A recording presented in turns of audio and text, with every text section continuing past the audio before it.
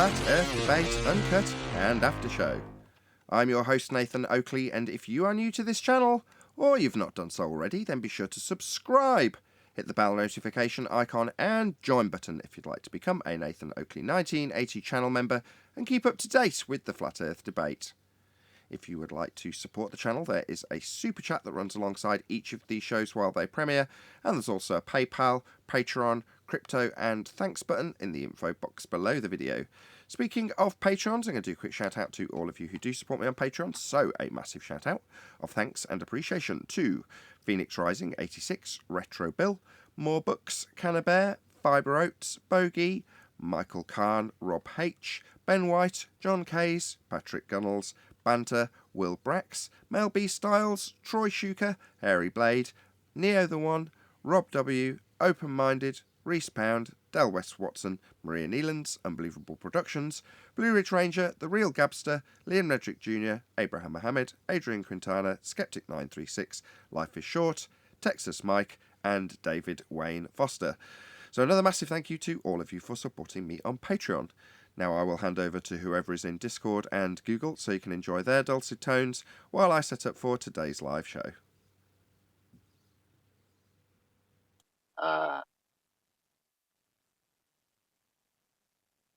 Our interaction the other day on the show, I think it might have been the pre-show. You gave me the independent variable as Earth turning, and I pointed out that the IV couldn't be manipulated by the researcher to see if that was the cause of the effect. Well, according to that standard, couldn't you also ask if there is any scientific evidence for the sun producing heat? Yes, you can wangle that as a phenomena, but no, because who's making a claim of it and who's making a claim that it's science? So I intentionally positioned my argument to give you the opportunity to debunk it in that manner, or to put it another way, I led you in your rebuttal to my argument. But you have to have your opponent first assert science. So if you listen to the housekeeping questions, the only one that we ask specifically in regards to science is gravity. Further to that, we then ask if there's any hypothesis available from the means and fields that offer up heliocentrism. But the point is that they have to have an original assertion in the first place that there's science. Otherwise, you can't challenge them to provide an independent variable and claim that it needs to be capable of being varied. Now, I did, didn't I? I said that there's a cause and effect relationship and it's science, and because it's got an assumed cause, therefore science. That was my tact. But because I've made that claim, you're then perfectly within your rights to say, okay, well, if you say it's science, have you varied your independent variable? But if I don't make that claim, if I just say the sun produces heat, you might be able to describe it as a phenomena, but it doesn't mean I'm claiming that there's some scientific validity to the cause of that.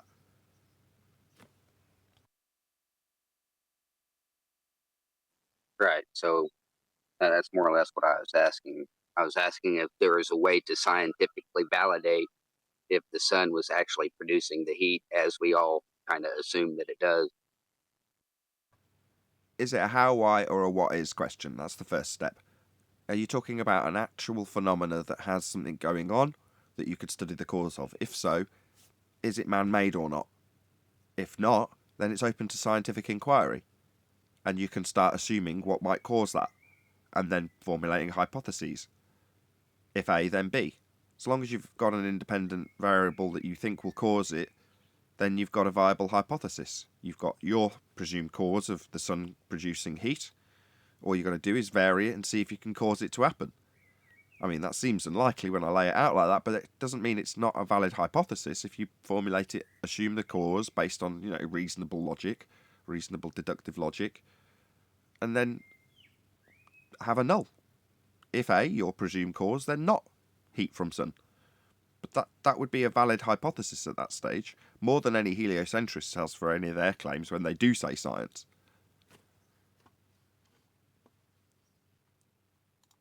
But the IV must be manipulated by the researcher, right?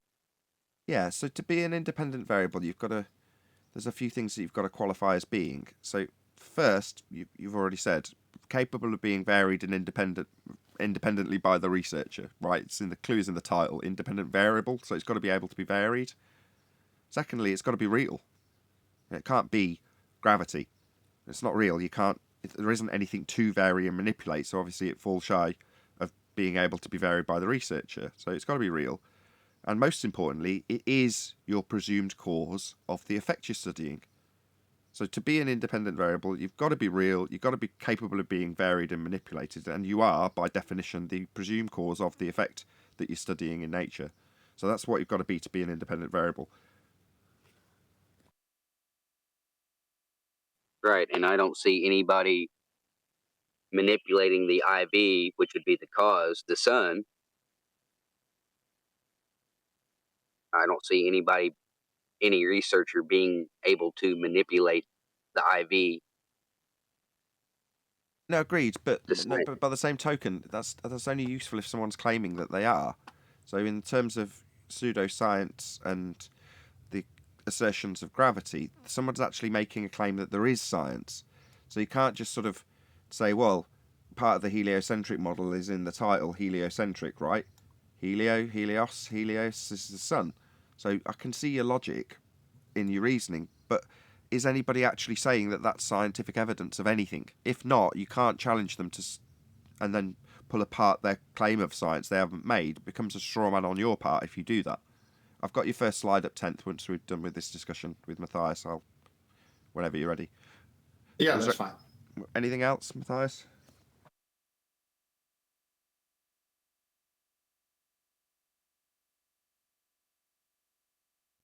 If not, good questions. 10th. Got sextant altitude and true angle. True altitude, sorry. Yeah. Let's just go through this and then we can come back. There's a few things I want people to see that at least I'm seeing over and over again. Sextant altitude and true altitude. When you take a site, the angle you read off from your sextant is called the sextant altitude, HS, to which certain corrections must be applied to obtain true altitude, HO. It is true altitude that is compared with the tabulated altitude, HC. The abbreviations stand for height sextant, height observed, and height calculated. DIP, height of eye. The tabulated altitude in the tables is given as if you were at sea level. But at sea, your eye may be 6 or 60 feet above it, depending whether you are on a yacht or a liner. The correction must be made to the sextant altitude to make it sea level reading. In small boats, it's usually about 3 minutes. It must be applied to all sites except those taken with the bubble sextant and the artificial horizon. This one reading was the basis for the trap, dip or not to dip, that is the correction, among other things. But before we move on, notice some key phrases here. Dip, height of eye, the tabulated altitude in the tables, okay, the books you go to make the corrections, is given as if you were at sea level.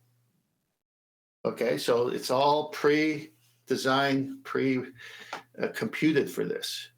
And then obviously it says the correction must be made to the sextant altitude later on in that same paragraph to make it a sea level reading. Now we're going to find out what implying the dingleberry or that you live on a sphere creates the problem here, rather than the obvious sea level as we all understand it. And we can come back to this later. Next slide. Anyway, that came from this book, Celestial Navigation for Yachtsmen, 12th edition. Did you mean 3 minutes or 3 feet? 3 minutes, it's in minutes. The correction is in minutes. Okay. Just want to get the full book on screen. Just give me a Sure, second. take your time. Or the full cover. Good enough. So Celestial Navigation for Yachtsmen by Mary Blewitt? Lewitt, I believe. And it's the 12th edition, so it's a book I keep running into when I do research. Okay, I'm ready for the next one, if you are. Okay, yeah, dip. After the index correction, the first altitude correction applied to the sextant reading is for the height of the observer's eye above sea level. The higher the eye, the more the observer is looking over the true horizon, as shown in figure 910 below. The nautical almanac includes the effect of refraction in its correction table using. Sometimes everything's combined, so the one thing you do covers the dip, the parallax, all of it. Dip is 1.7 when it's in meters. Dip is 0.971 when it's in feet. The equations, the dip is in minutes of arc, and h is the height of the observer's eye above sea level. Since the effect increases the observed altitude, the correction is always subtracted from the sextant reading. Now you look at this illustration, you see true horizon at the feet of the observer, and you see observed altitude at the head or the eye line of the horizon, meaning where he would have the sextant. So there's your correction, but look what they got labeled as the true horizon. What do you see there? Flat baseline, right? Flat baseline, Yeah. right. That's correct. Right. So now, then they stick in this angled horizon seen by observer that comes over to Dingleberry, which doesn't belong here based on all the readings, based on how angles work. They just stick it in there because sea level to them is this curved part of this Dingleberry. But then when they go to correct it, sea level is the true horizon, which is flat, if you follow. So here's the trick, and this is why everyone falls for it. That's a baller. Well, look, the observer is looking over. Now, I've been at sea so many times, I never see the horizon the way they depict it, horizon seen by observer here with an angle over a Dingleberry. I've never seen it that way.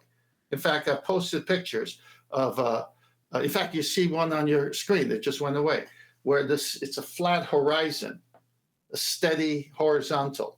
No one ever sees this thing going over. And the only difference in dip is how high are you above that flat plane? It's not like this illustration is trying to show that you're seeing over a curve. It's nonsense. This is what we have to break down for the audience. Next slide. That was, I think, John Carl Navigation GPSH. So the following slide when you're there. I'm there. Okay, so now look at this one. Here's that true horizon shown with the bubble sextant, which is at the eye. I'm sorry, the one with the bubble sextant would be the observed horizon with your eye line. But the true horizon must match that, and that's the dip correction. But then they got this globe Earth with an atmosphere around it, with that shaded thing. Okay, but look at how they say you get an angle. You can't get an angle over a curved Dingleberry, so they got that flat plane. So that's the horizon at the eye level. And then a dip correction, which is how high you are above the sea level, is going to bring a parallel horizontal, which is saying the Earth must be flat. Next slide. So this one's busy, but let's go through it. So you've got the Earth partially shown as a Dingleberry, the observer's position, and then the horizon, which is a sea level, flat plane, right there, where an angle could be achieved from. Then you've got all the other things, but basically, what do you got? A zenith, perpendicular, a 90. But they got it on the Dingleberry. Well, it can't work on the Dingleberry. So they do a flat Earth measurement, they put it in the picture form like this, and it makes, because they're using illustrations and they're using words and a bunch of steps that you got to go through, everyone thinks it's actually,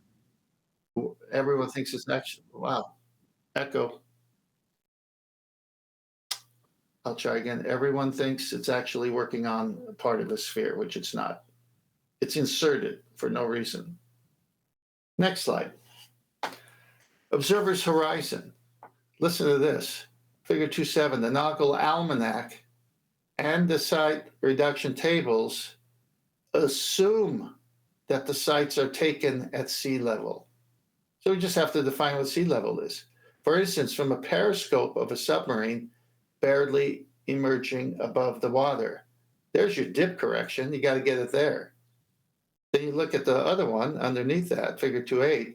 The height of the observer's eye above sea level determines the dip, not curvature of Earth, not dingleberry. The height above sea level determines dip. Why? Because previously it says the books assume sites are taken at sea level. This angle must be removed from the altitude of the celestial body above the horizon that is measured with the sextant. But see in the picture below, they've got the dingleberry to fool you. The picture above, they got a flat plane where it's actually an angle can be achieved. Do you see how they're doing this, everybody? Excellent presentation. Yes. Any questions? Yeah, George showed me a picture of it yesterday, and I kind of pointed that out about the downward angle where the guy's looking out from the ship at a downward angle. I was like, nah, that's bullshit. Don't know where you Love got to that know meme when from. that It's happens. bullshit. What was his response? He tried to justify it somehow. I didn't pay any attention. I just knew it was bullshit. Justify what? A straight line to a geometric horizon? Yeah, we know all about that, don't we? The only I thing think that's how he happening. justified it, actually. No, go on, finish up. A straight line of sight to a geometric tangent point. Au contraire, what is it? No Atmo day. All lines to the horizon are bent at a rate of 7/6 or whatever derivative they imply of the radius value. Straight line? No. Bent line for you, globe believer. Did you forget 2 years of chanting refraction at us? Asking us whether it was no Atmo day or not? What is it now? No Atmo day simply because they need a straight line to a tangent point we debunked? Unlucky.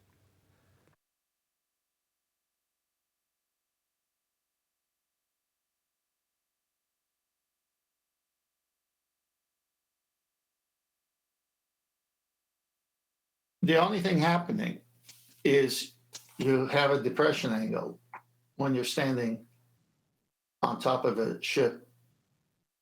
If you're going to use your eye line as a fictitious horizon line, which is what the bubble section would give you, but no one uses that on a ship. So when you're on that ship, like it said, if you're on a yacht or a liner, 6 feet to 60 feet, you've got to get your eyeballs on the ocean so that you don't have that depression angle and that your reference point is sea level. The reference point of a artificial horizon using the bubble is the eye line. So you've got this horizontal straight out from your eyes. You remember when I challenged the virus, is that line flat and horizontal and does it go forever? He said, yes. Well, it has to, because the GP of the sun has to hit it somewhere. And then that's your zenith distance. That's how you know how far you are away. Well, then if the correction is to bring it to sea level, it must be paralleling the horizontal. That makes the pictures I show of the true horizon that flat plane. So then why do you have this drawing of a partial dingleberry and an angle from the observer shooting over a curve when that is never the situation? I'll tell you why. It must. Don't leave it rhetorical. Because they've got a second, non-physical, non-visible, only existing in the maths horizon known as Earth curve that isn't used in this method. That's why. Yeah, that's there just to deceive people. Of course. If you go to another slide I just posted, Nathan, the one that we're familiar with. It's the best copy of it too, by the way, if you want to keep it. Yeah, sure. They're always fuzzy, but this one's nice. So here it is. We've done this already. We just got to keep doing it, like the housekeeping questions. You need this box. You need this to happen. These are not diverging zeniths. Brian pointed that out. It's got to be this way. So whether that bottom line that they show slightly curving, which is really ridiculous because they're showing you a 90, you can't get a 90 from a curving baseline. So you see the trick is already being implied here. And then you got this shaded area as a circle of equal altitude. So you're somewhere on that circle with the GP of the star right in the middle. And that radius has to be a straight line. And so basically 90 degrees, height observed, complement angle, 90 degrees minus 60 degrees equals 30. So your angle is 60 degrees. but you can't get 60 degrees unless you're on the sea level, a flat baseline C. So if 1 degree equals 60 nautical miles on Earth's surface, okay, then 30 degrees times 60 is 1,800 nautical miles. So your zenith distance is 1,800 miles from where that star is directly over the Earth compared to where you are directly over the Earth. So when you're using the sextant, the mariner's sextant, and you have to sight using the horizon mirror and a horizon, you're actually using part of the Earth to do this. Your reference is the Earth, okay? Whereas in the bubble section, your reference is an artificial horizon, a bubble, a spirit level. So you do this with the mariner sextant. You take the elevation angle first, which then you minus from 90 gives you the co-altitude.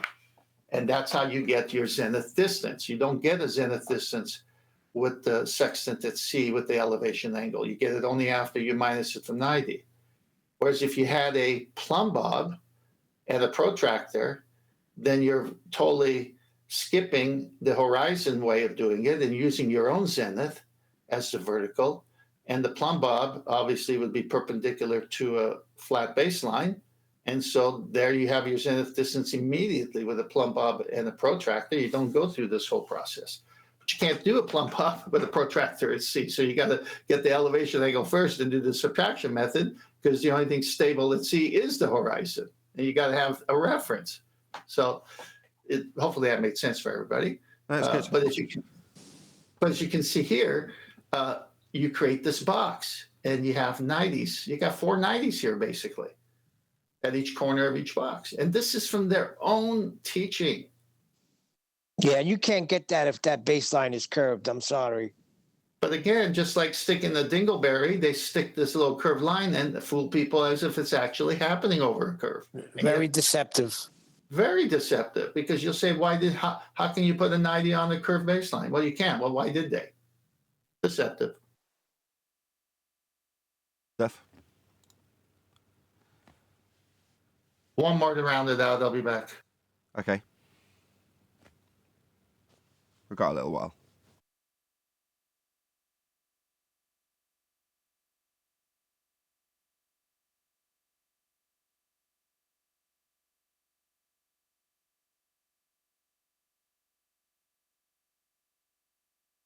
All right.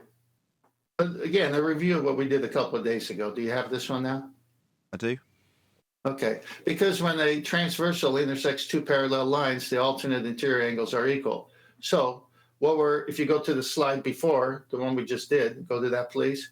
You see the 2 parallel lines. The one is the co-altitude, and the other one would be the baseline where it says horizon. Now go to the new slide. So there's that horizontal at the top, which is a reference used for the zenith angle, and a depression angle. You can't have a depression angle without a horizontal. So notice where the hot air balloon is. That's got to be a horizontal to get that depression angle from. And then if you're on the Earth, in this case, where the tree is, then you need that horizontal to get the elevation angle to the hot air balloon. Okay, now these angles are all the same. It's that box. And so now if you exchange the hot air balloon for a star or a sun, and you exchange the tree for an observer at sea level, voila, no curved dingleberry. This is how it works. Amazing. I'm done. Epic. Thank you very much, 10th.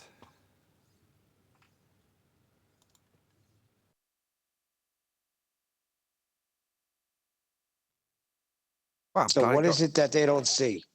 They don't see the deception, or they refuse to see the deception? Who's they? Who They are you don't talking want about? The Yeah, they ones don't that wanna argue see it against celestial begin with. navigation, I'm talking about.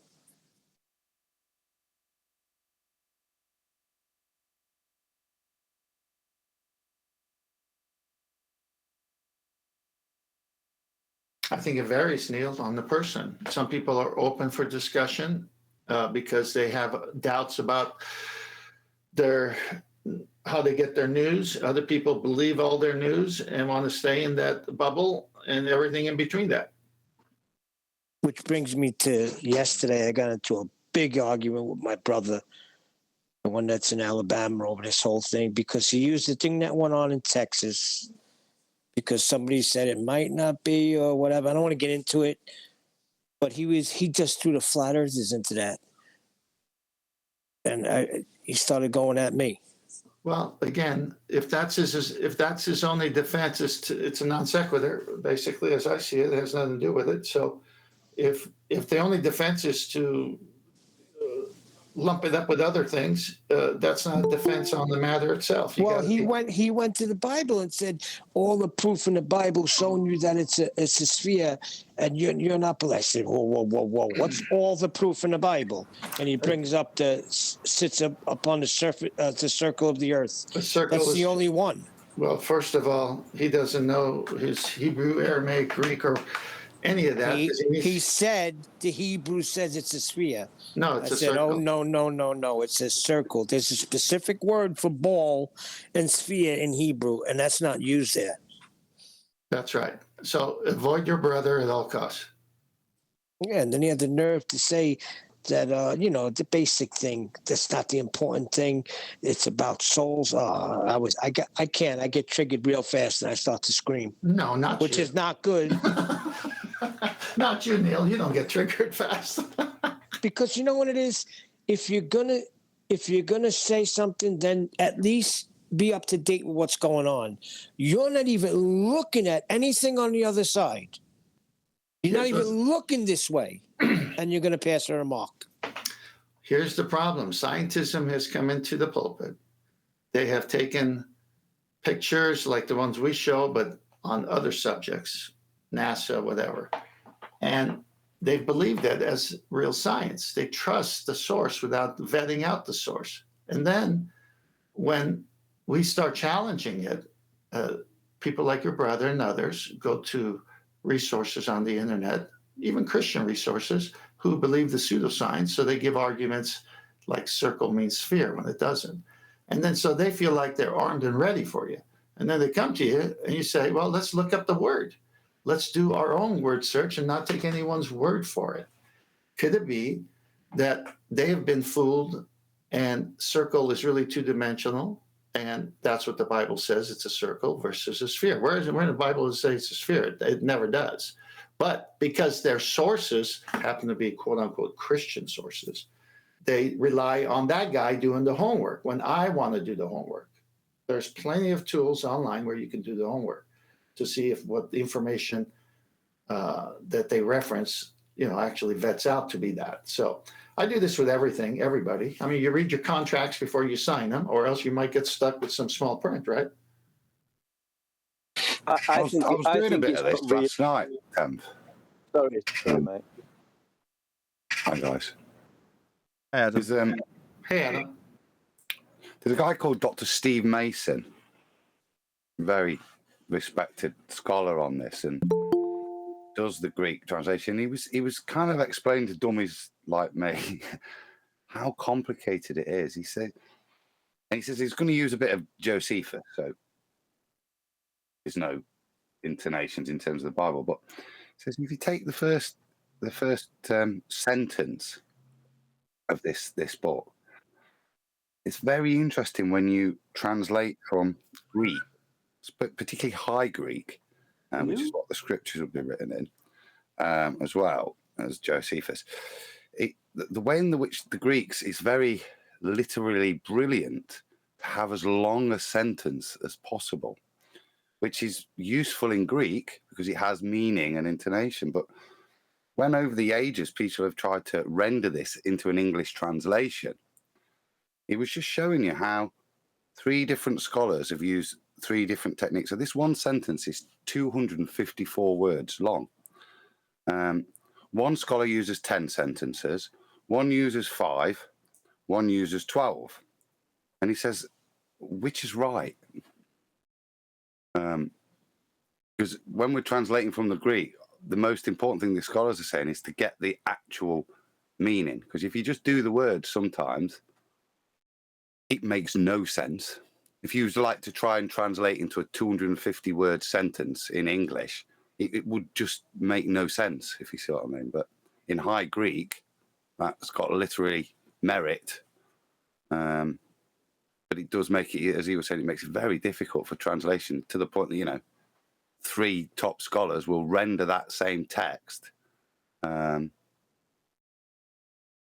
to give it the same meaning in English, but give very, very different renderings of the text in doing so. Like I said, even down to the number of sentences.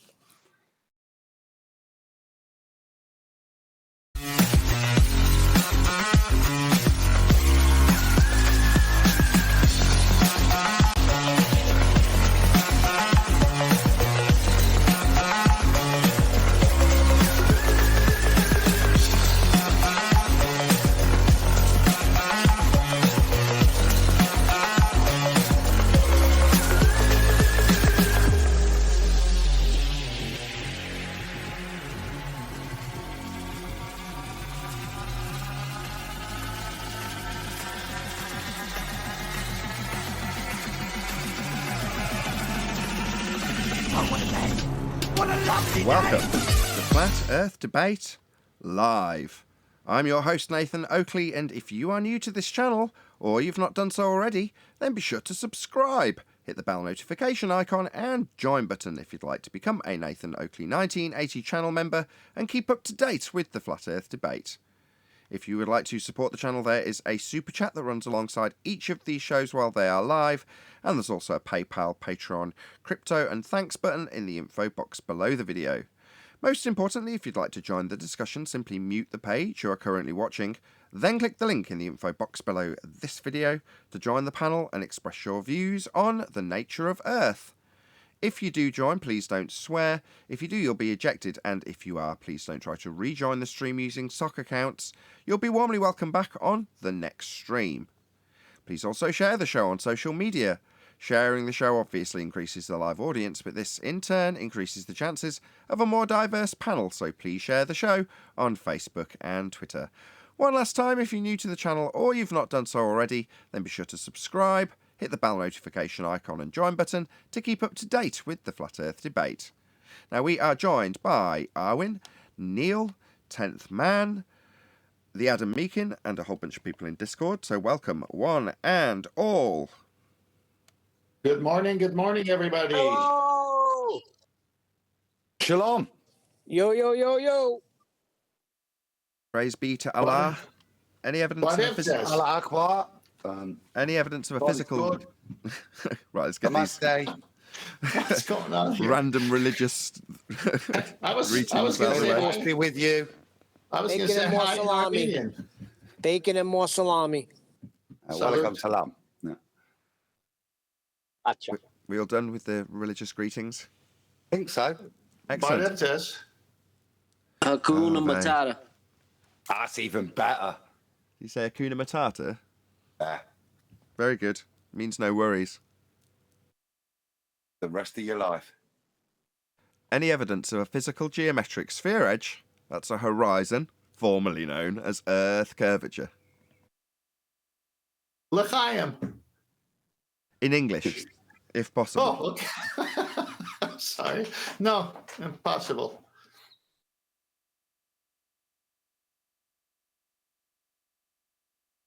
Go on, we're going to have a bit more enthusiasm about this question. It's asserted that there's a physical limitation to our view at the horizon, and that's Earth curve getting in the way of stuff. So you're telling me if I Earth curve. ask, although I do ask this on a daily basis, so increasing the enthusiasm level temporarily at the moment is not beyond my capabilities. But that is claimed to be Earth curve, right? The horizon. Well, like I've said before, I wouldn't be on your show as a panel member if I actually have seen Earth curve.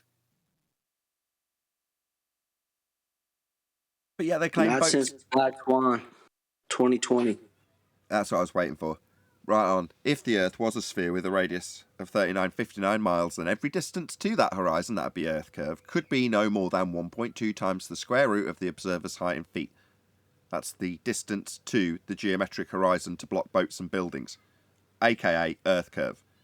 However, in the Black Swan imagery, the horizon is beyond those geometric limitations of a sphere Earth radius 3959. Therefore, the horizon is not Earth curve. Yeah, that's all great, and the math supports it. But just ask anybody, have they ever seen the Earth curve? The answer is no. In fact, Neil deGrasse Tyson says you can't see it at all. Even if you're 60,000 feet in the sky, you can't see it. So He's lying. Hold on. He's lying because the horizon is claimed to be Earth curve in the heliocentric model.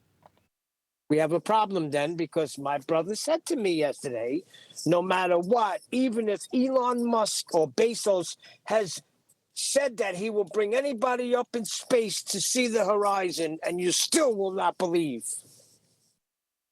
Refracted and geometric, he's missing the word horizons, are not mutually exclusive. Well, they're not mutually inclusive either, because you'll need your refracted values based on R in order to derive the second horizon that we don't see. That would be the geometric horizon. Well, that value gives you R. That's R, in an essence, part of your refracted value. So when you say they're not mutually exclusive, no, you depend on being able to see a geometric horizon to measure it, to derive R. But if you can't, paradoxically, you can't then get a refraction value to refract it into a non-geometric position. But when you refract it into a non-geometric position, it's no longer geometric. That's the point. Thank you for your comments all the same, Phil. Phil's caught up in the paradox. He can't get out of it again. Here's the paradox on screen right now. So this is Andrew Thomas Young's description. And if you read along the top, it says, we've drawn a... Who's making that bloody row? I bet it's Neil.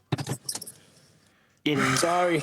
Just mute. Just your crappy, horrible mic dragging all over everything. Not only does it drag over everything, I make a was horrible on noise. mute. Yeah, but you're... Okay, so Andrew Thomas Young's diagram, and he says, we have drawn a line of sight to the geometric horizon, right? So a line of sight to the apparent horizon as the straight line OG. So the two words in there that are important, 3 if you include straight line, all right? Apparent, that means you can see it. Line of sight, that means you've got a line of sight to it. Well, that's the line OG. Well, paradoxically, this whole diagram is to explain why you don't see G. Why what you actually see is OH, a bent line. For all you fundies telling us how you can have a straight line of sight, unfortunately not. Andrew Thomas Young goes out of his way to explain how you can paradoxically have a line of sight to something that's refracted to point H. You haven't got a line of sight to it, have you? You need one because the line from G to the centre gives you your radius. It's Al-Biruni's dip measurement with a straight line of sight to a geometric tangent point at G. That Andrew Thomas Young's explaining why we can't see it. The actual line of sight, according to this diagram, is OH to a refracted horizon. We only have one horizon. You can't see two. So therefore, you do not have, as described here, a line of sight to OG. This dotted line isn't visible. You don't have a line of sight to it. So that's their paradox. I mean, they've said it.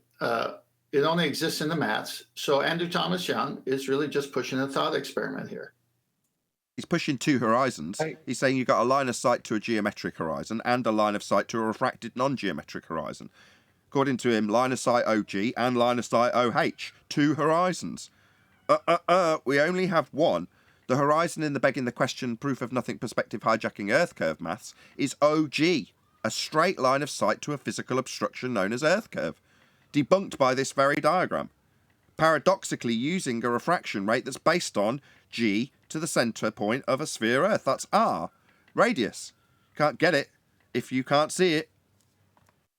But that's my point, Nathan. Since it doesn't exist and they must prove somehow to themselves and to others we live on the dingleberry, it's a thought experiment and only exists in the maths. I'm going to allow a bit of begging the question to them to pretend that when you see these black swan images, that H is the point where the horizon is, even though it's further away and past the geometric obstruction. Even still there, they're reifying the horizon as H, as the leading edge. It's just further away, but it's still caused by the geometry, which is why the black swan's so devastating, because that black swan takes the geometry for an R value from 3959 to 250,000. If you allow them to beg that question a little bit and apply it to a picture, to reify the horizon there with 7/6R, it still means that R value is astronomical. Adam, did you mean 40,000 and that the circumference would be 250,000? No. I thought it was 40,000 radius with the black swan at 10 miles out. No, the black swan takes it to 250, doesn't it? Yeah, I've 250. got to stand corrected. I can't. No, you're correct. It's 250. I've got to expand on this because you've honed in on it without enough detail. So what Adam's describing is the orbital path of the moon in the heliocentric model. So if you imagine that thought experiment where you hold up an apple and then get somebody with a golf ball to step away probably 30 paces, maybe even more, quite some distance, and hold not a golf ball, maybe a pea, and they go, right, that's the comparison of the distance between Earth in the heliocentric model and the moon in the heliocentric model.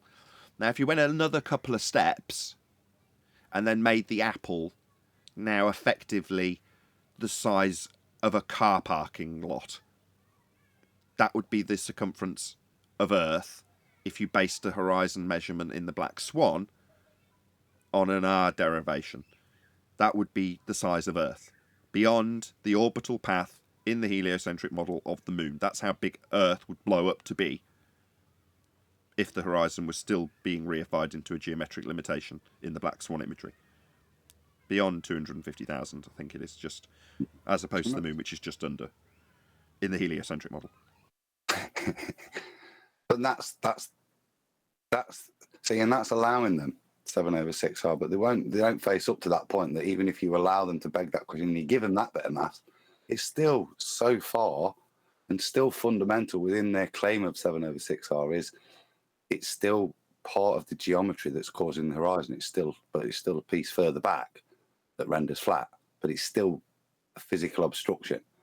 So if you extrapolate that out, that's how ridiculous a picture like the black swan turns the maths into.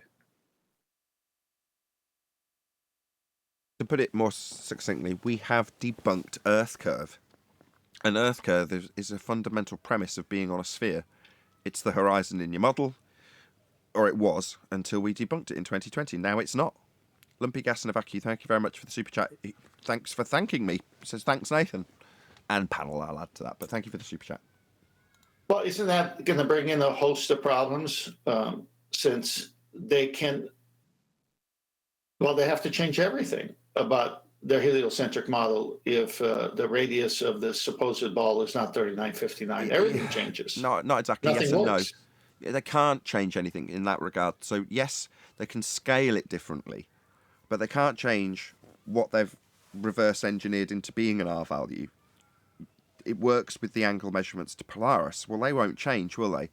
But beyond that, you could potentially change the scaling values in Kepler's third law when you get the maths for distances to the sun, and they have changed in recent history. So we know they can change the scaling values. Yeah, but how does that affect all their calculations? It doesn't. You can put up, if you, at the moment, Venus is assumed to be Earth's twin, therefore have Earth's radius. But you could change that value very easily, couldn't you? Well, didn't we have this discussion yesterday where we just changed the model, that lady said? Yeah, that's what I'm saying. If something's anomalous, you can just say, all right, well, we'll just change one of these scaling values. It doesn't actually affect anything because you can label the distances of whatever you like. Once you've figured out the motions, then you just have to apply the mathematics with a scaling value. If you don't know how far or how big Venus is, you've just got to make it up. Well, but you can make it up at any value and still apply Kepler's third law of interplanetary motion to derive the scaling values. Therefore, it actually matters not how far the sun is. It could be as close or as far as you like. Like in 1984. The sun can be close, it can be far away, whatever our mathematicians decide. Didn't they do that with the orbits when they the so-called orbit. They had it as a perfect circular orbit, didn't they, at one point? And then they ran into some trouble and they had to change it into not such a spherical orbit to compensate for another problem that they come across. So yeah, they're just always changing things and altering things to suit the so-called model. Exactly. Shout out to Retro Bill. It says, hard to believe Eratosthenes is still the most common globe proof, cited by normies when I speak to them, or whom I speak. Yeah, Retro Bill. Hopefully you point out that that's a flat Earth angle measurement. I hope so, because that measurement proves a flat Earth. Shout out to Godzilla37, who's thanking Neil. I'll thank Neil for you as well, Godzilla. And thanks for the super chat, both you, Retro Bill and Godzilla. Really appreciate the support. Thank you very much. Well, let me tighten my argument a little bit. So it must match celestial navigation because we use the stars and sun and so forth for navigation. And you got to have a 90, and the furthest distance from 0 to 90 at 60 nautical miles is 5,400 nautical miles. So if the Earth is much bigger, that destroys everything. The Earth can't be bigger.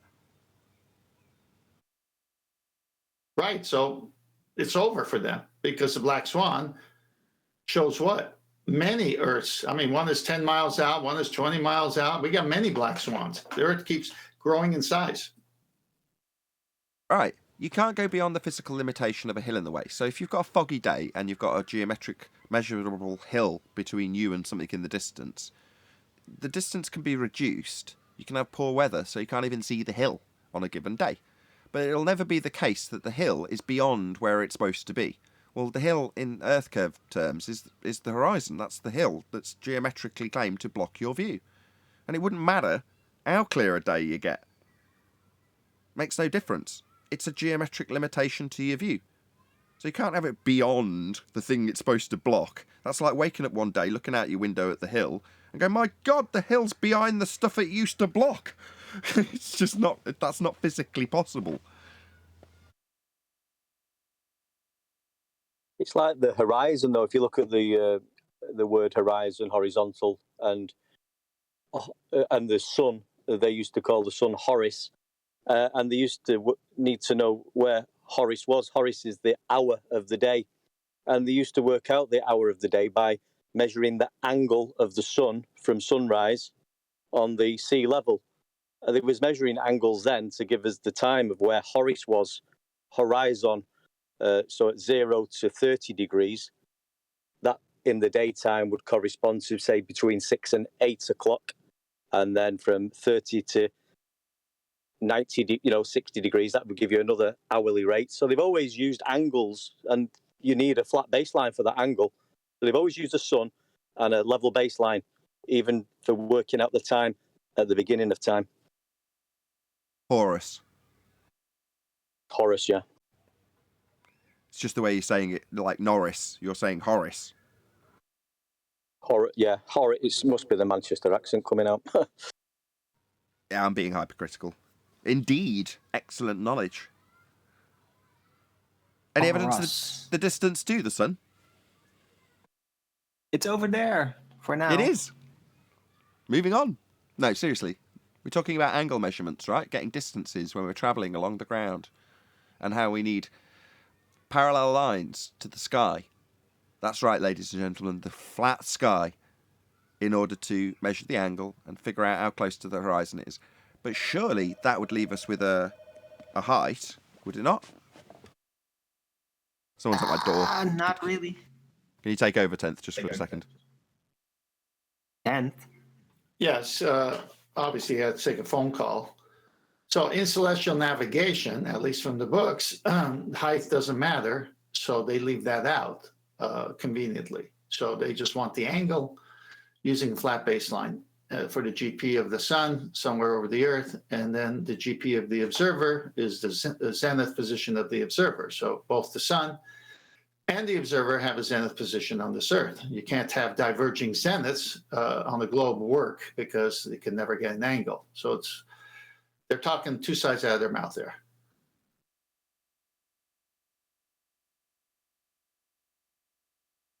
That's why it's come down to, it's basically come, I think the discussion and the arguments got quite simplified.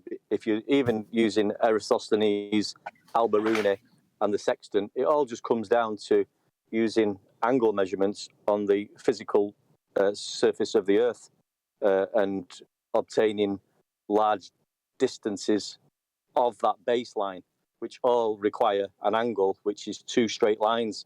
And that's how simple it's become, really. Speaking of which, any evidence of axial rotation, Earth-based variety? Stars move 15 degrees an hour drift.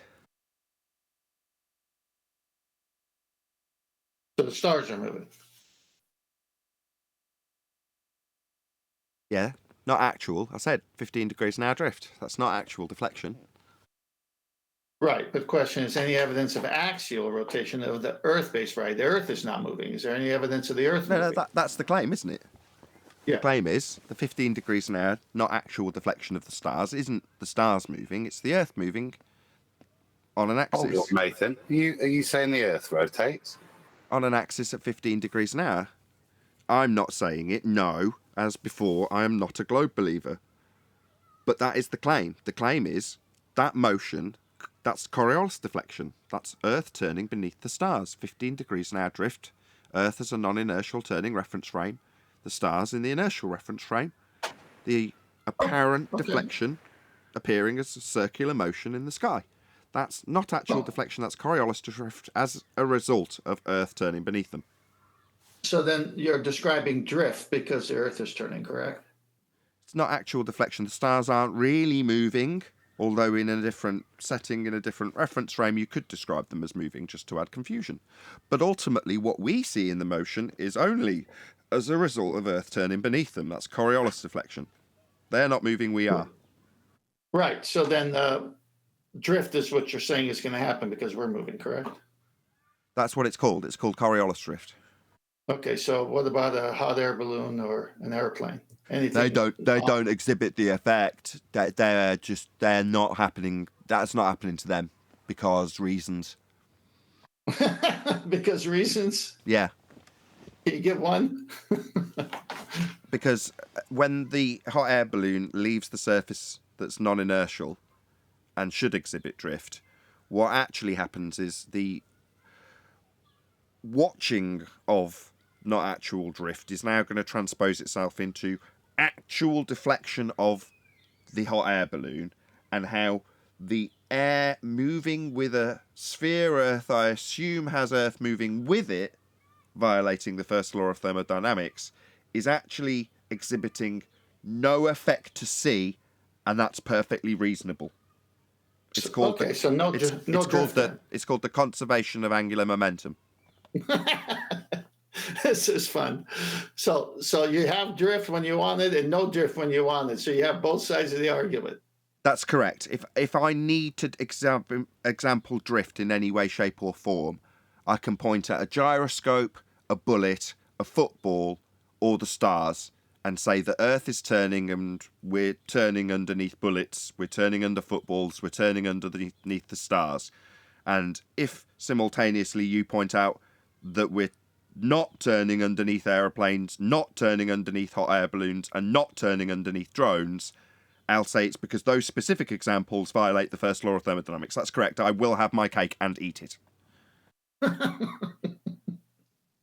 That's funny. Awesome. You want the rest of the questions or you want me to keep asking? I don't mind either way. You decide, as you've done such a good job, I assume, while I was bringing an Amazon delivery in. Well, it's up to you. I can go if you want. Yeah, why not? All right. Any single viable hypothesis from any of the fields of cosmology, astronomy, or astrophysics? Got plenty of phenomena. Yeah. Those stars drifting, that's a phenomena. And I've got science that says it's as a cause of Earth turn. You know, if you use a gyroscope, which is spinning in a fixed frame of reference and doesn't move outside of that spinning frame, if you stick it on Earth, because Earth's turning, you'll see that the gyroscope drifts at 15 degrees an hour as a result of the motion of Earth underneath the spinning gyro. So the gyro keeps spinning in its same axis, in the same position, but the cage attached to Earth makes it look like it's drifting, i.e. the gyro's drifting. It's moving in the cage. That's actually because Earth is turning underneath as a second reference frame to the gyroscope, which is in the inertial reference frame. Same as your bullet and your football and the stars. Have you run this through the scientific method, or is it just stops at the observation? It's called an experiment by a man called Foucault. So, I mean, what more do you need? Oh, okay. So why does that satisfy the necessity of an experiment? Do you know what a hypothesis is? Do you know what IV, DV, CVs are? Did he do all that? Yeah, he's got all of that. Can you explain it to me, please? What did he vary? I've already gone through it, but I'll happily go through it again. You spin up what looks like a spinning top. Or if you imagine a bicycle wheel that you spin up and perch on your finger, you can tilt your arm, you can tilt it left and right, but the bicycle wheel still spins, right? In the same plane. It doesn't tilt itself because it's spinning. It's got gyroscopic motion. Well, you do that on a smaller scale with a smaller gyro that you can get going much faster. And then you plonk it on anywhere on Earth. And, you know, basically the cause of the drift in the gyro is because Earth turns underneath. So you've got your cause and effect relationship established there. Proven by the gyros drifting. What more do you need? That's science, right? How about a demonstration of that actually happening? Yeah, we had some. Bob Nodell showed in a fibre optic gyroscope that once it's spun up, it demonstrated a 15 degrees an hour drift. That's the Earth moving underneath the fixed spinning frame of the optical gyroscope to the tune of the cage moving at 15 degrees an hour in line with the Earth turning at 15 degrees an hour. I didn't know he was standing on the North Pole when he was doing that. It doesn't have to be. It can be anywhere on Earth. Yeah, he would. Is the gyro a man-made thing or naturally occurring in nature? The deviation at 15 degrees an hour as a result of Earth turning underneath is very much a natural effect of Earth turning. So then what would you have to manipulate to find out if that's true? Wouldn't it be the Earth itself? Not a gyro, man-made object? I can do either. I choose to just vary the gyro though, 'cause it's easier. You can do either. No, I can't vary the presumed cause of the effect. My assumed cause, if I'm going to call it science, even though I've got no natural phenomena beyond the stars, is that Earth's turning beneath. Well, if that's the IV independent variable cause of the effect being deviation at 15 degrees an hour, not actual deflection, Coriolis effect, well then I've got to be able to vary that which I assume causes the effect. To be an independent variable, you've got to be real. So Earth turn, real? Well, you might be assuming it, so let's just move on to the next, which is that you've got to have it as your independent variable in your hypothesis. Yeah, I can qualify that. Yeah, Earth turn, independent variable. Yeah, I've done that, I've covered that. What about the last, which is to be able to vary and manipulate it as a researcher? Can I vary and manipulate Earth turning as a presumed cause of this effect? 15 degrees an hour drift in a gyro, definitely not phenomena you observe in nature. No, I can't. I can't vary Earth turn. I can't vary the presumed cause of the effect to validate it scientifically. 99 people, come on, one more, 100 watching, woohoo! Shout out to all of you who shared the show. That's the only reason there's 100 people watching, so thank you very much of all of you who are regulars that do smash the share button. But if you've just joined us, a very warm welcome to you. Glad to have you. Please smash the subscribe button and share button. That's why you're here. You've seen someone sharing the show, no doubt. But yeah, thank you very much. Please share the show. Moving on, any evidence of a self-perpetuating molten iron core at the center of a presupposed spherical Earth? Let's ask the mob. No, they've only dug down 12k. That's what you think. All right. Any evidence that you can have gas pressure without the necessary antecedent of a container to press upon? Question to my brother, and he refused to answer it. Atmosphere is different, don't you know? Atmo, air, sphere. Air doesn't take the shape of a sphere, so when someone says atmosphere is different, well, it's an oxymoron. That's correct, and that's what I said. and he refused to engage. He still swears that Bezos is bringing people up to see Earth curves. Is Bezos the one involved with Amber Heard or the one with a penis logo? Which one's Bezos again? Penis The logo. penis rocket man. He's the one with the feather. Yes. They're Yeah. laughing at you. If you're watching that guy, right, he's got dick subliminals all over his shit. I mean, they're just laughing at you. Yeah, but what is he? When he takes them off, what are they seeing? They're not seeing anything. But I would love to do that. Of all the things I would love to do before I die on my bucket list, getting up as high as you possibly can would be one of my desires. Not because I in any way think that the black area is a sky vacuum. It isn't. Tenth Man just covered that in the housekeeping question. Wouldn't you? It's one of those things I remember. It's part of my, like, when people interview me about how I came to this subject, I'd tell them about how I was on backs of planes looking out the back window, the emergency exit window, because there's no seats around it, and you can get a really good angle, even though it's a tiny window, on the world below you. And I remember thinking, God, I wish I could go higher. And one of the reasons I thought I wish I could go higher was because I was a reasonably well-educated heliocentrist. And was under the understanding that from a commercial height, commercial airliner height, you couldn't see Earth curving. That would be the horizon, the physical limitation to your view, Earth curve, that you couldn't see it bending, i.e. becoming the sphere below you, until you got much, much higher. And even then, you'd only see it to a very small degree. But I still wanted to see it.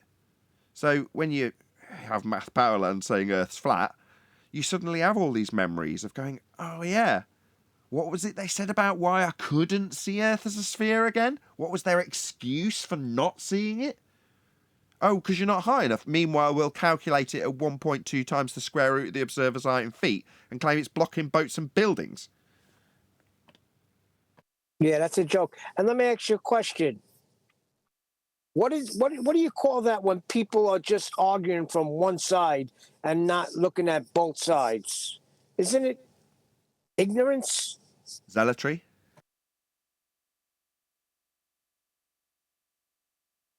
When I went up in a plane, though, the first thing I thought of was, how could Earth be a sphere? Because I was just looking at flat land and flat ocean.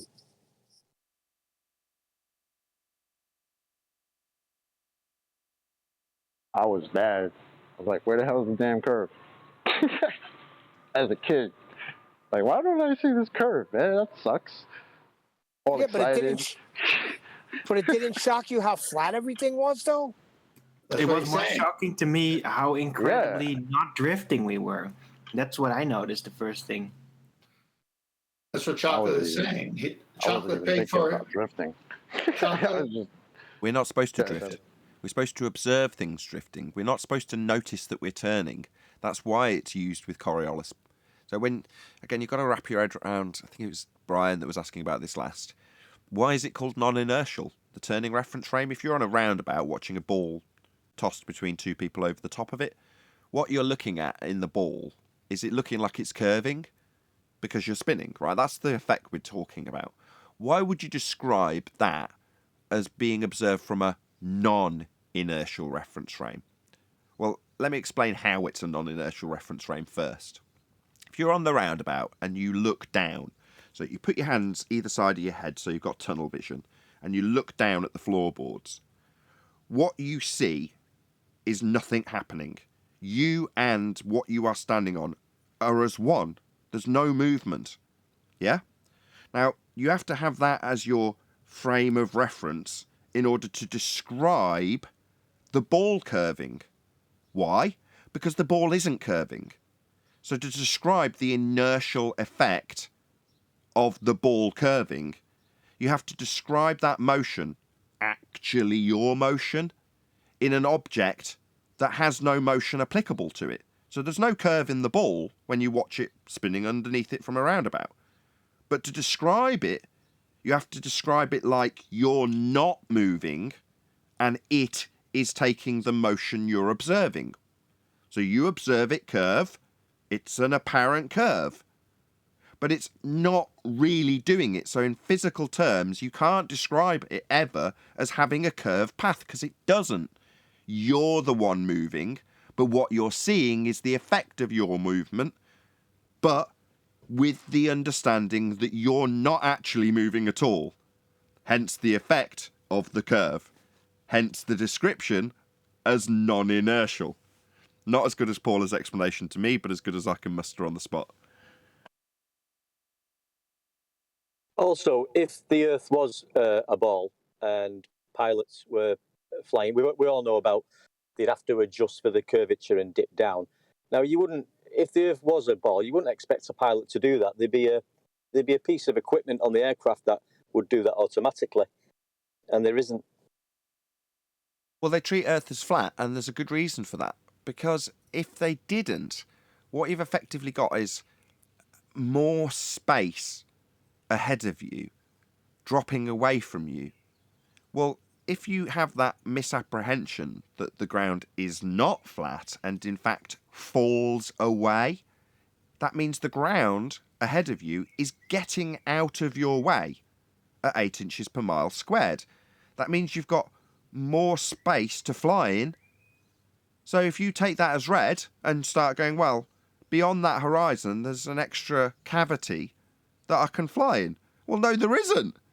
If you take that as the case, then you're going to crash into the ground.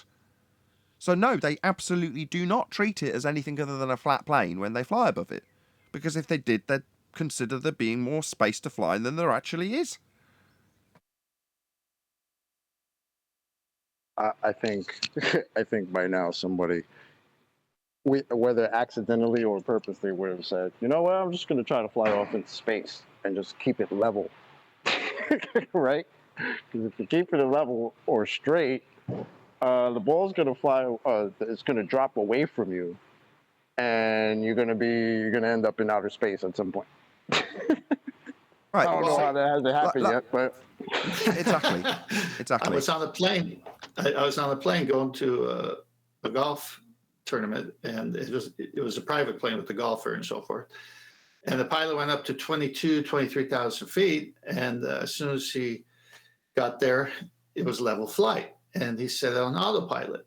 And I started asking him these questions. I go, so you obviously can talk now, because he asked us not to bother him until he gave us the clearance to talk. And we all had headsets on and so forth. So I'm in the back looking at his instrument panel, and I see that the wings are level with the horizon. And so I'm seeing level flight. And if you poured me a drink in a plastic cup, I'd see the water being level, just like we experience on an airplane when they say, okay, now you can order a drink because we're at level flight. So then for the time duration until he took it off autopilot, it stayed at that altitude, and we were flying straight. So there's no going into space, any of this stuff, because it's not what they say it is. you are now free to move about the cabin. Yeah, I was going to say earlier, Chocolate, you paid for an e-ticket ride on an airplane, and you still didn't see the curve.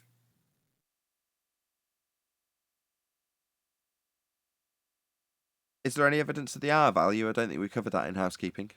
No, I was going to go next. So let's go with that one then. Any evidence of Earth radius, the R value? No, we debunked it. 2020.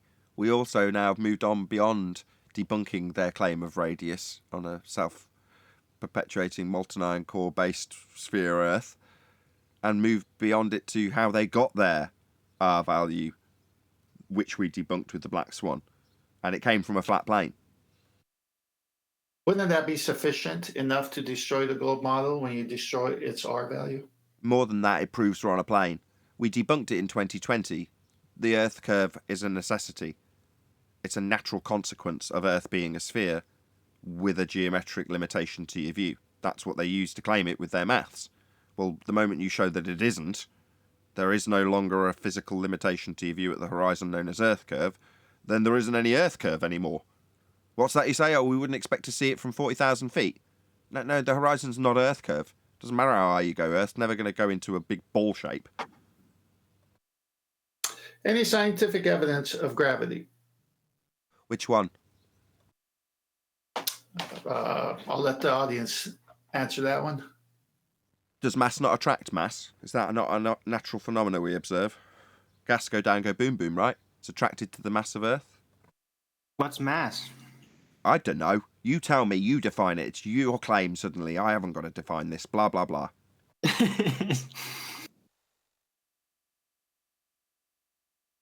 Well, how many types of gravity are there now? 2. So Newtonian and Einsteinian? Yes. 3 space and 4 space. When I explained this to my brother, he had no clue that in higher education, that's when you get taught it's the bending of a concept. Did he go through higher education? He's self-taught, so I don't know if he even Well, no, then he wouldn't know. How would he? Well, that's what I'm saying. He's arguing in ignorance, not even hearing anything from outside. That's where Anthony does well, because Anthony's essentially going out, and if you want to look at it from one perspective, he's talking about how the current rhetoric of gravity is Einsteinian, taught to people in higher education to get their qualification, to go and teach 107-year out-of-date mass-attracting mass, when they've just literally been taught how gravity is not a force, and how the conceptual medium, known as pseudo-Riemannian force space-time, is bending as a result of the uneven distribution of mass. That's what they learn at a higher education level. So then they just ignore it all and go and teach the curriculum that mass attracts mass. Falsely ascribed to Newton, actually C.V. Boy's Reverend John Michell and Cavendish gravity. Nathan, in most other disciplines, when someone is presuming a cause of something and later find out that that was false and the true cause is established, do they continue teaching the false cause for over 107 years? That hasn't happened with gravity. They haven't even gotten a phenomena anymore. They used to claim a phenomena.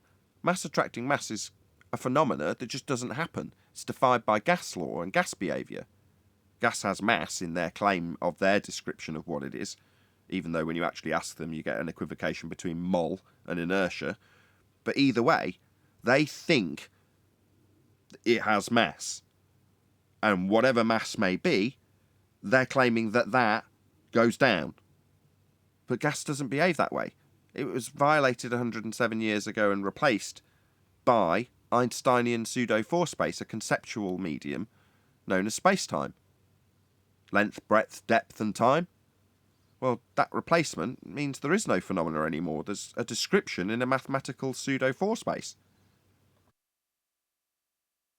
Again, my question was more of when you find out it isn't something, but it's something else, do they teach the isn't something for 107 years? Or is that right, done I see on what you're purpose? saying. You're saying when they find out that phlogiston isn't real, do they still go on to teach it at primary school level? No, they don't. It's absurd. Right, so why are they doing it? Because they need you to be under the misapprehension that mass does attract mass. So when you're asked why the gas would not fill the availability of volume, i.e. space, a sky vacuum, 10 to the minus 17 torr, you'll hark back to your very primitive education in this regard when you were very young and think, nah, gravity sorts that out. That's not a problem. The gas comes down, and if you look it up, you'll see gas described as atmosphere, and a whole bunch of laws applied to the paradoxically sphere-shaped air when air takes the shape of its container. It doesn't take a sphere shape, but they'll describe these ever-increasing volumes of homogeneous sphere-y layers that go up and up and up until you reach the Kármán line. And then suddenly gas stops behaving as gas does. Just reaches the Kármán line and goes, you know what, I've had enough. I'm not going to continue at a high rate in whatever direction I'm going. I'm just going to chill out here at the Kármán line. Maybe go back down so that they can achieve yummy gas pressure to breathe down on Earth. Obviously, I'm now moving at a vaster rate than I was when I left the ground because I'm keeping up with the ground below, so there's no effect in Coriolis. I mean, I'm doing all kinds of crazy shit at the Kármán line, says gas, when it's sentient.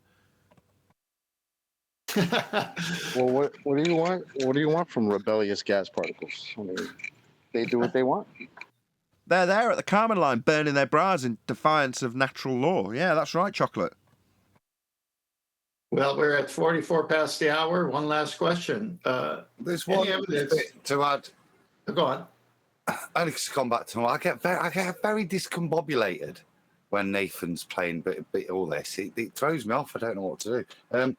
On that point, there is the point that if you are going to pretend that somehow a gas particle is like a theoretical space rocket and needs an escape velocity, and that suddenly as it goes higher, gravity does pull and slow the particle down, so it does finally turn around. There isn't a point, as far as I can see, where you could apply that with thermodynamics or any parts of bloody phone.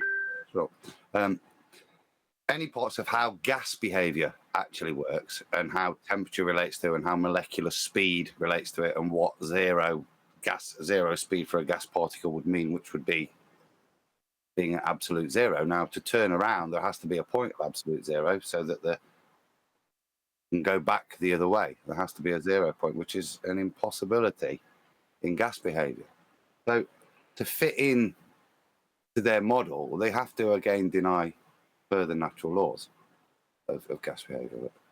It's sort of nuanced, but there is that turning point would mean 0 energy point, wouldn't it?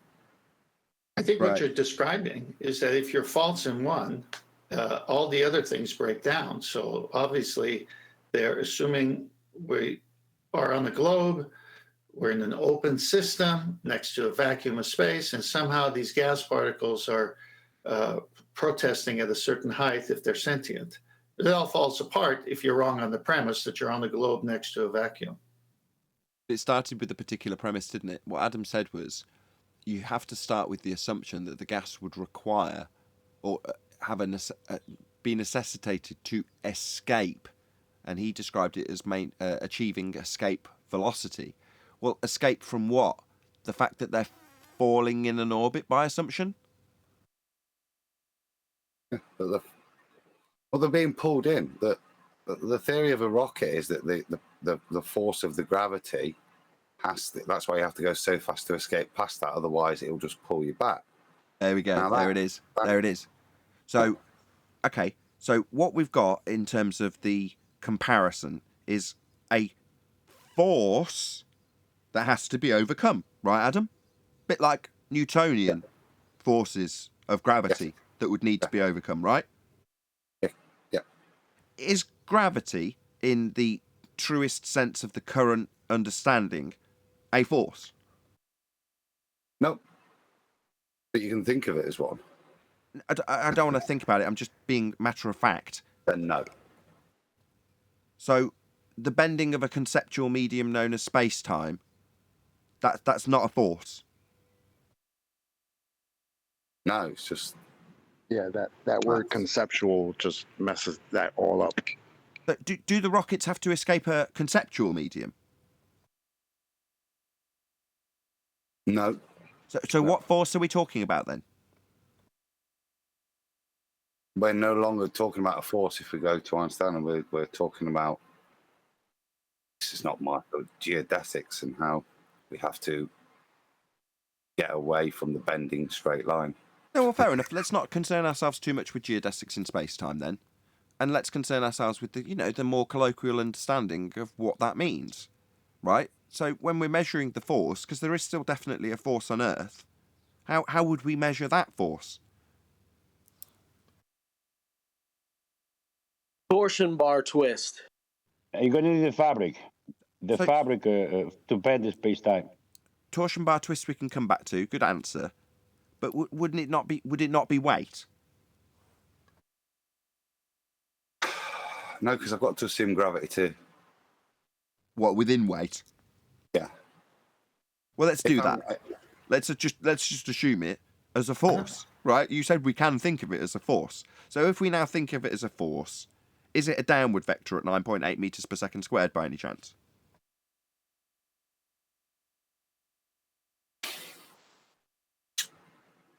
Just so I can think of it that way. It could be expressed like that as an approximation within Newtonian. So we're back to 107-year out-of-date rhetoric. Yeah. But isn't Einsteinian? Sorry. I'm sorry. No, I was going to say, isn't Einsteinian that 9.8 meters actually the Earth going up? Yeah, but we've moved away from that because we didn't want to cover geodesics in space-time in terms of the motion through fourth-dimensional space-time of Earth in a geodesic manner. That would be a curved path. Well, I'm just bringing it up because in the new gravity, it's the Earth going up that gives a 9.8, and then the one that Newton did is coming down with a force. So it can't be both. And just to I don't think back up Tim Einstein on this, literally it's said- not. Wow. Before you people think that it's some flat Earth nonsense, right? Flat Earth society nonsense with the Earth rising up. Check out your heliocentric priest Brian Cox, who actually agrees that that's what Einstein is saying.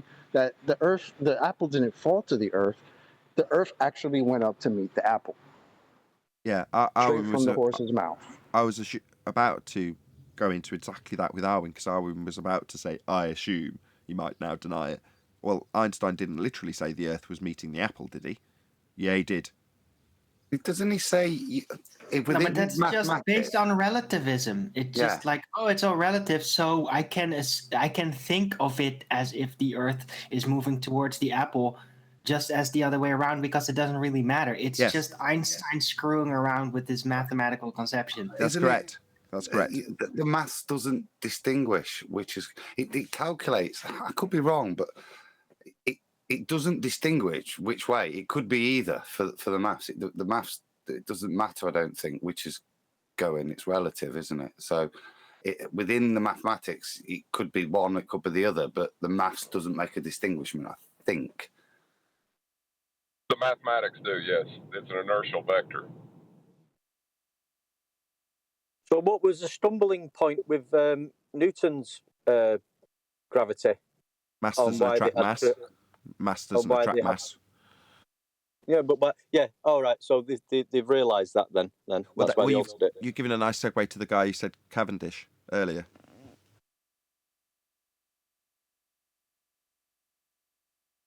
I've not heard balls in a shed for a long time.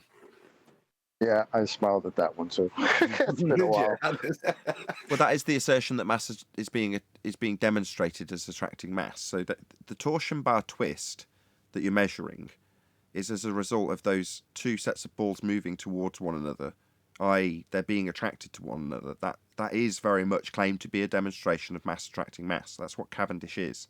However, what you're observing is happening in the apparatus as opposed to being studied as a result of seeing it happen in nature. So there's no natural phenomena. It's being conjured within the apparatus.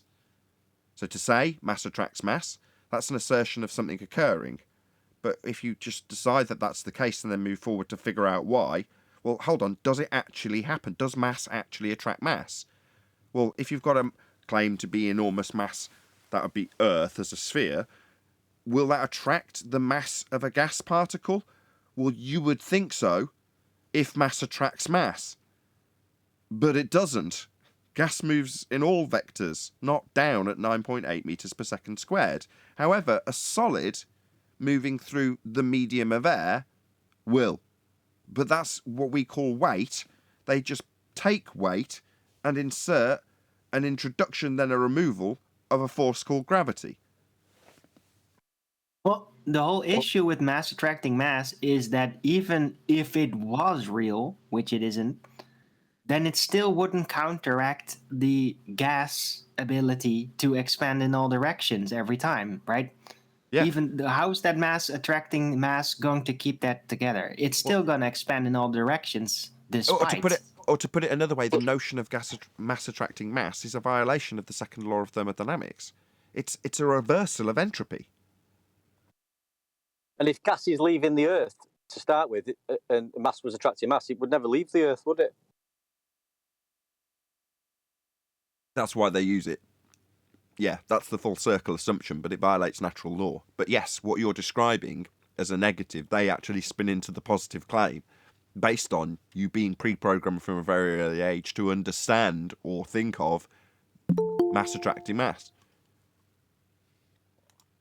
With 5 minutes left, one question left. Any evidence you can have a curved baseline while acquiring an elevation angle? No, and they'll need that to measure a angle to get an R value to claim the Earth's a sphere.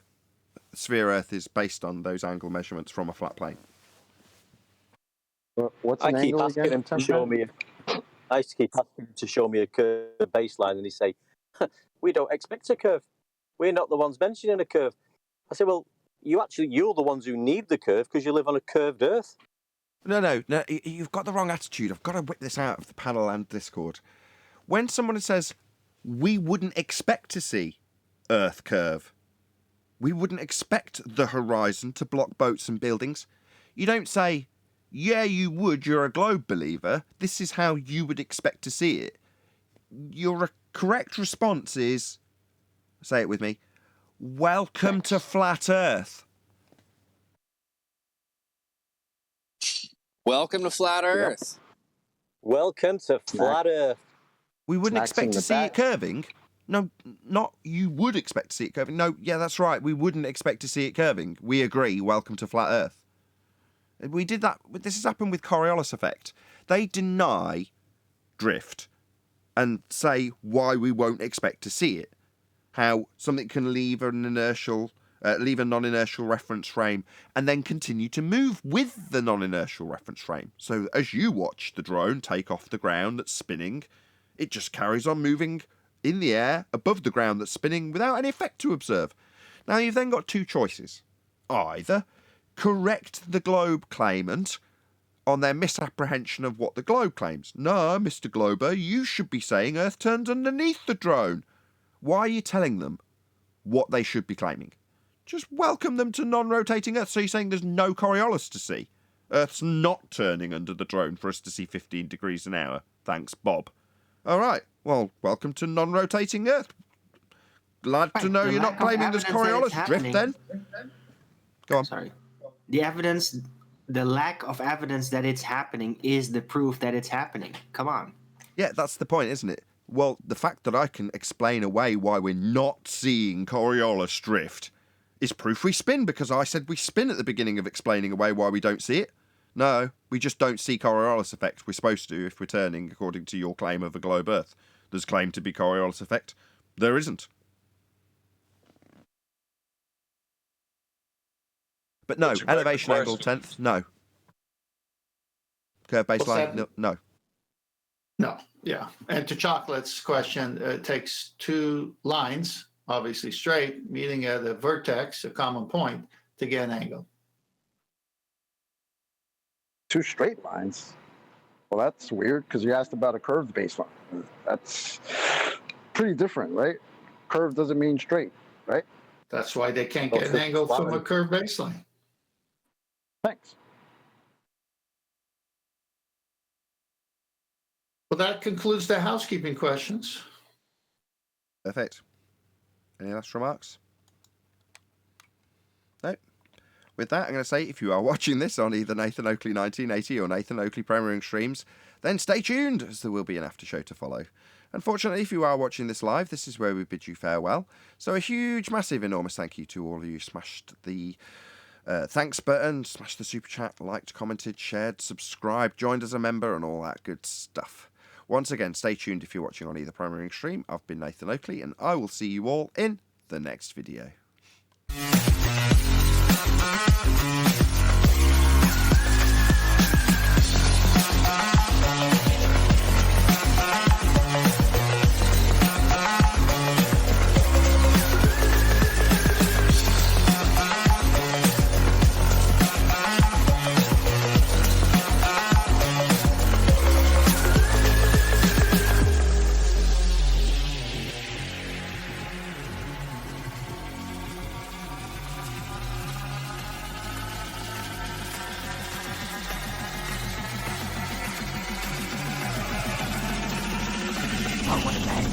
What a lovely day!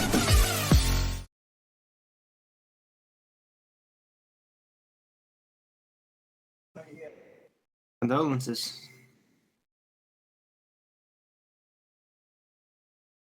Sorry to hear that, John. Bit of audio chaos going on, I see. No, not really. John just on the road wanting to know if we can hear him, and we said yeah. So Any ballers out there?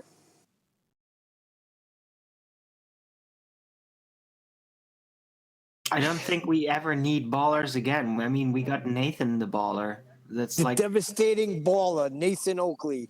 he is like the big boulder in Indiana Jones, the first movie. This is terrifying. That's funny.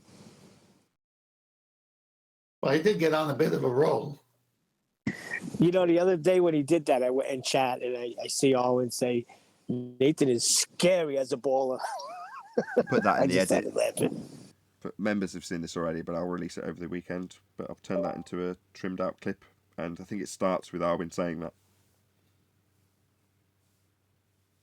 Yeah, but when you read it in chat, it's a little more powerful.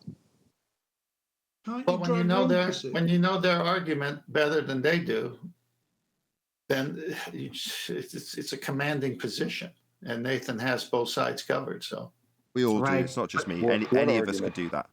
Any of us could do that if you put your mind to it.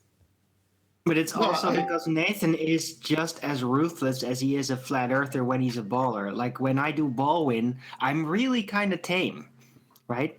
I'm really nice and tame. Nathan doesn't seem to be very nice and tame as a baller. He's really scary.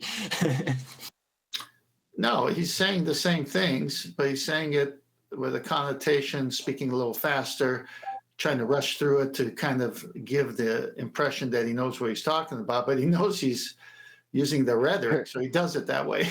Yeah, I know I'm The bullshitting. only thing though, I had a kind of a laugh at though was the other day when he was doing that, and I forget who it was. Matthias. Something, right? And when Nathan was claiming that it was science, and Matthias asked him, "Well, how would you manipulate the rotation of the Earth?" And Nathan said, "I can't manipulate that." He was actually honest with it. I think a true baller would have found some type of way to say some nonsense that would have worked. That would have made that work out. Yeah, but the But job was because- done.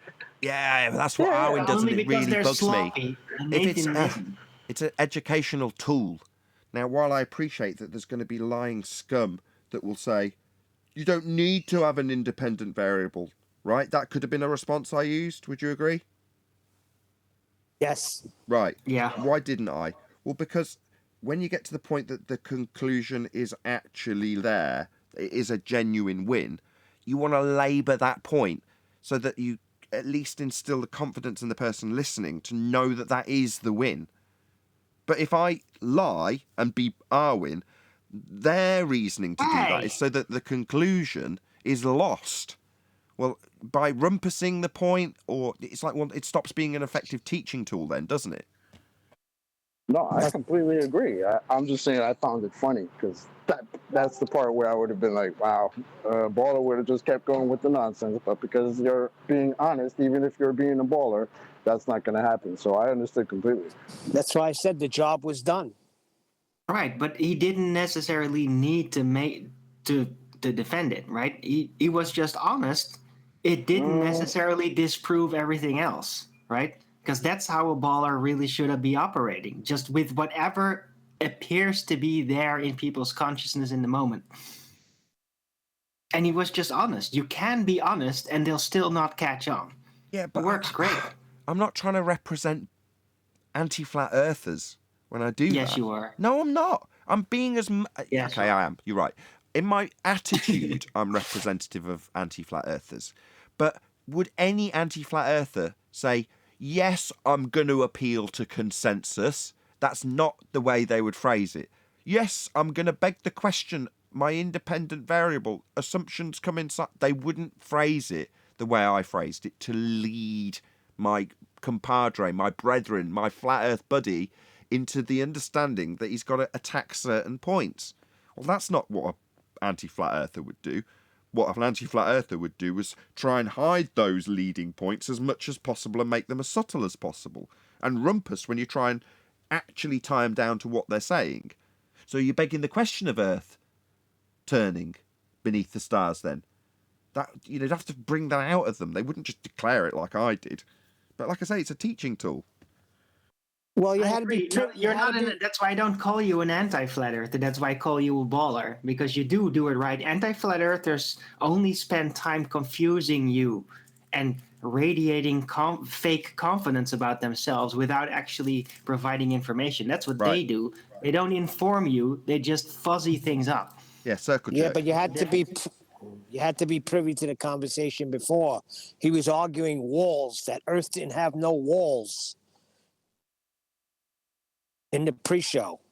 Yeah, he's his fighting argument. against the false equivalence of them saying Earth and atmosphere move as one. That's they, anti-flat earthers, after they're denied that Earth turns beneath to cause Coriolis effect. And when they're justifying why they don't see the effect, they have Earth and atmosphere in a contained system moving as one, which is the only way that could be described.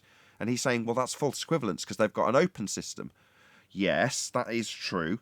But by then you're arguing about why we don't see the effect the globe claims we will see.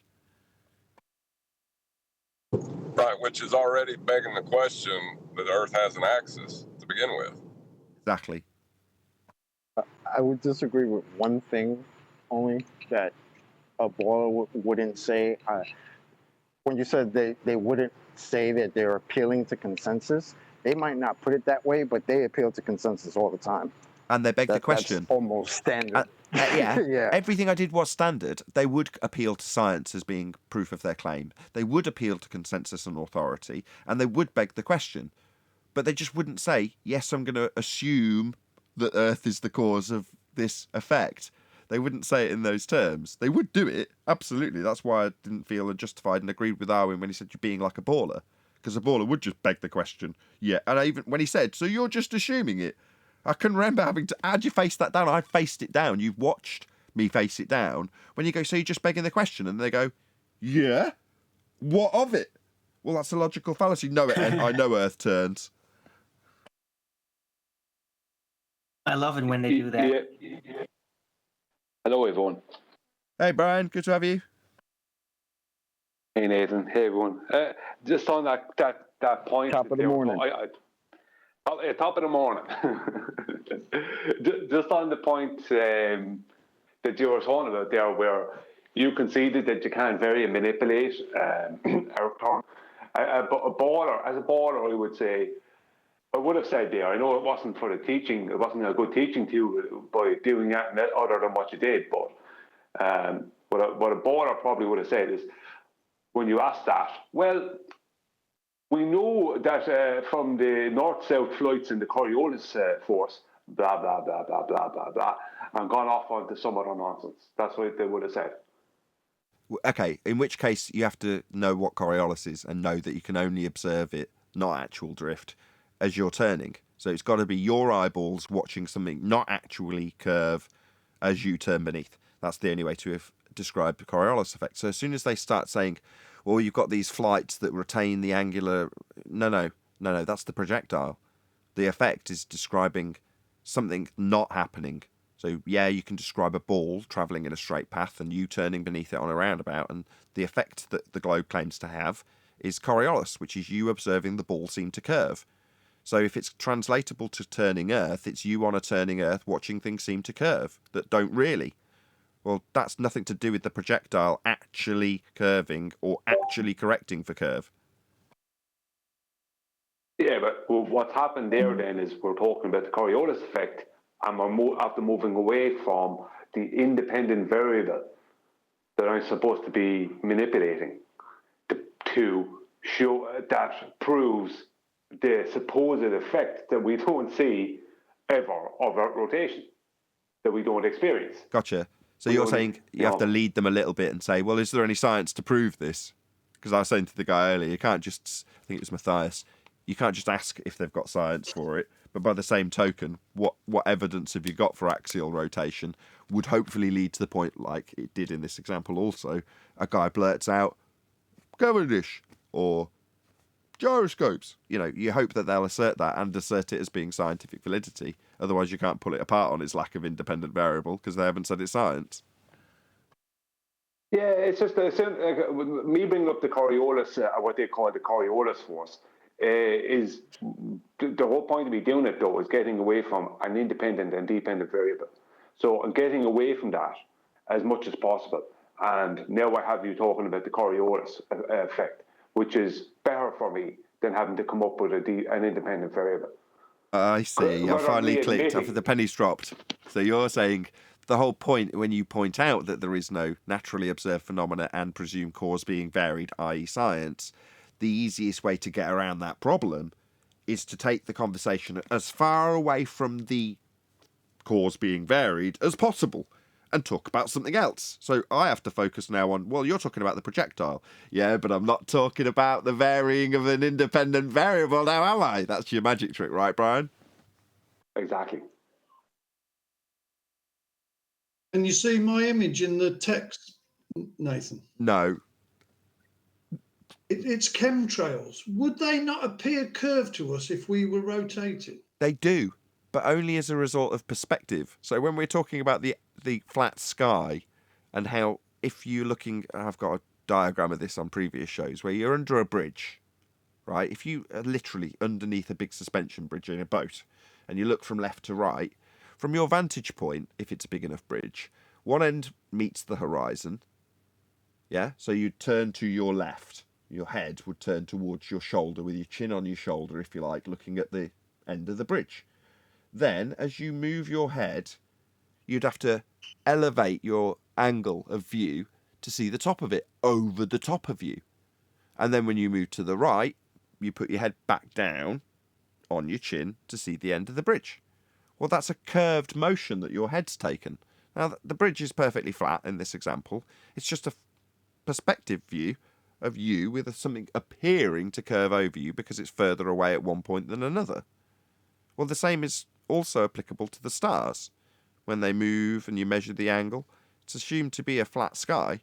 Can't work any other way. I've forgotten your question now. What was it you were saying? I think what he's saying is not a vertical curve the way you're describing it, from horizon above your head and then back to the horizon again. He's talking about chemtrails, and they are in a straight line because the plane is flying straight. But they're not. It's not deviating. But they're not. I get up early every day because of the kids, right? So I end up going, and it's nice in the morning. The sun comes up and you get the long shadows and the kids love playing in them. Anyway, when they look up and ask me, why are they doing that in the planes? I have to be careful about what I say. I don't want to give them a load of nonsense I don't really know about and can't verify.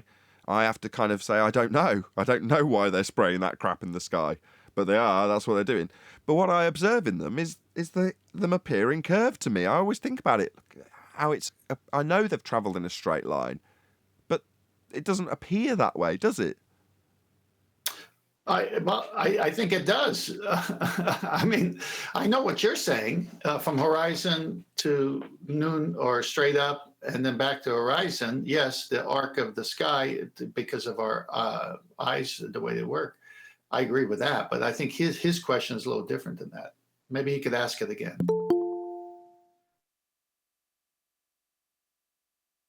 He doesn't need to. I know his question. He's saying, shouldn't we have the deflection, the not actual deflection, observed in the formation they leave behind them, right? As you turn beneath them, even after they've been delivered, what you would see is the apparent deflection because they're stationary and you're moving. Well, no, we don't see any deflection in those streams of clouds, whatever they may be, coming out the back of aeroplanes in the mornings. I don't see that. Now, I do see an apparent curve as a result of the perspective view I get when it comes from horizon to horizon. But that isn't not actual deflection at 15 degrees an hour, which is what you would expect if they have the effect they say Earth has, which is Coriolis deflection. It doesn't. So I am being pedantic, but not pedantic, hyper-specific. Hope that answers your question, Brian. I'm just going on the Earth turning under the football. I thought you would have the same effect with the Earth turning under the plane, and the trail would be, to us, look curved. Yes, exactly. It would if we were turning underneath. The Earth would be a non-inertial turning reference frame, and the degree of drift that you observed, not actually, the plane can travel in a straight line, but what you would see is a motion that appeared curved. Not because it is curved, but because you're turning beneath something that's travelled in a straight path. So the curve that you would see, not actual curve, would be Coriolis deflection. Well, do we see that? No, we don't. Why not? Because we're not turning. if we were, we'd see that effect. Every image I can find of them, they all look perfectly linear lines. There's no sort of curvature been detected of the Earth turning under the plane. No, that's what they say we'll see. Coriolis deflection. We don't see it. If we did, it would mean we were turning beneath planes, and if Earth's turning beneath planes, it's shortening their flight times when travelling west.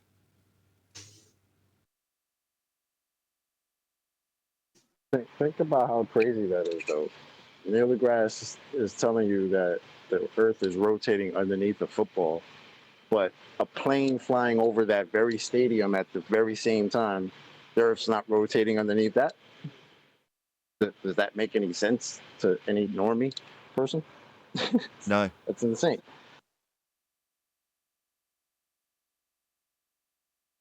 But it's not meant to make sense, is it? I mean, it's so convoluted and confusing. Nope. The whole point of us talking about it right now is because we don't want to fall into the trap of telling globe Earth believers what they should believe in, because they're denying their own claim in the first instance. When Simon Dunn comes along and says you and your reference frames are ruined, it's a way of him projecting the failure of Earth to demonstrate itself to have two reference frames. And us pointing out that it doesn't, there's no drift, results in him denying his own claim in the first instance. But putting them on me is cause of a good laugh, and whatever it is, 3 or 4 years later, we're still talking about it. Because it is them. It's an example of them realising they haven't got their claim to prove. They haven't got any drift to show. So let's show why we don't have drift instead. And blame you for it. Here you go. You're claiming that Earth should turn underneath planes, aren't you? No, I'm not. That's Coriolis effect. We just don't see it. You're mistaking me pointing out the failure of a globe claim as my claim. How hilarious, how stupid, how ignorant of Coriolis Simon Dunn must be to make such a glaring error. They can't help themselves because, as earlier commenting, when you know their argument better than they do, you're in position of power because you have the knowledge. And the minute they deny that claim, you say, but that's your claim. That's what's supposed to happen based on living on a globe that's supposedly spinning and doing all the things you say it's supposed to be doing. You're denying your own claim to win an argument? Right. Or not understanding the claim and resulting in me suggesting that a pilot should lose his job. I mean, obviously, me saying that should, if you're a globe believer, result in Wolfie contacting his solicitor and having me shut down, cease and desist.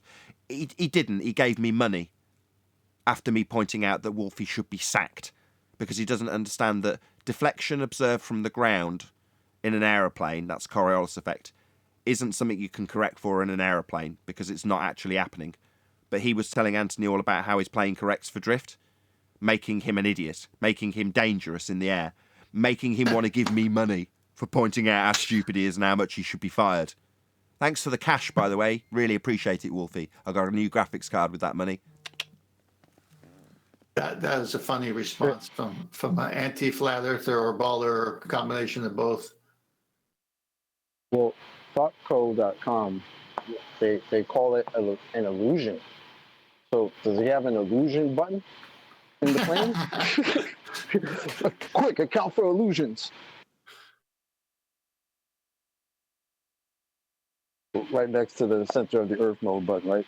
Right there. Center of the Earth mode button, the illusion button. They got so many buttons that actually they should be putting these buttons on there so they can really drive home to the pilots the Earth is really turning. Quick, hit the, we would expect to see whatever, insert whatever claim button. Oh my gosh. That's literally all their claims have come down to that now. You would expect to see all the claims that we make that we expect to see. You gotta love this shit, man. Sad. Courageous. Wolfie claimed to me in a comment on YouTube that he doesn't refer to horizontal when flying. Every attitude indicator, 0 on the attitude indicator, is horizontal. The attitude indicator indicates the degrees above horizontal or below horizontal of the nose of the airplane. That's what he said. I don't refer to horizontal when I'm flying. I remember that one. I remember that, yeah. Brian. That was sad. I have the comment there somewhere. He's going to have a shot one day. But did you just say I have to comment, Brian? I have the comment somewhere. I have it on my phone or on my computer. Oh, I have the comment. Well, who's got the other half? If he's got half of it. No, I have. I thought he said he kind of did. He said I have to comment, but it's I have the, not to. I just mistook one word. I thought he was wanting to say something. Don't worry about it. No, it's good. I'm glad it happened because this is why words mean things, and Socratic method is good. I came on the show originally after Wolfie said that, and I stated that Wolfie. I originally stated, I think I showed the comment or referred to the comment, but I stated that Wolfie claimed that horizontal didn't exist. Right now, I strawmanned him on purpose because he claimed that he didn't refer to horizontal when flying. Now, if you're flying several thousand miles in an airplane and you're saying you're not referring to horizontal at all, to you then, as far as anyone is concerned, a passenger or anyone else, as far as they're concerned, as far as you're concerned, as the pilot, horizontal doesn't exist. If you're not referring to it, then it doesn't exist. You know, and he's been livid ever since I did that. He has these trolls constantly hassling me about Wolfie didn't actually say that. No, all this rubbish. It's like, why doesn't Wolfie just address what he did say then? Because the only way to get him to address what he does say is to strawman him with what he didn't actually say, but was employed. You know, how else could you take it? As a passenger, if you heard that the pilot doesn't refer to horizontal, you have to start going, what's going on here? Do you know what I mean? Yeah. You'd have to start thinking, does he think horizontal doesn't exist? You know, so when is he going to address his original comment? He's a big hotshot military and commercial pilot. When is he going to address his stupid comment? He'll never get the data he's supposed to get to prove his claims, 6-year claims. He never comes up with any of that. Never does any of these things. So the least he could give us, the least he could give us is the addressing of that statement. You know, the addressing of his comment. He does not refer to horizontal when he flies. Give us that much. Yeah, hold on. I just want to so that's rounded out, because I know you're asking him to answer, but by the same token, what's the relevance, right? So when you talk about the wings and their position and how many degrees they are, I'm trying not to say the words that I want you to say, Brian, in case you can't tell. So that would be an angle measurement, right?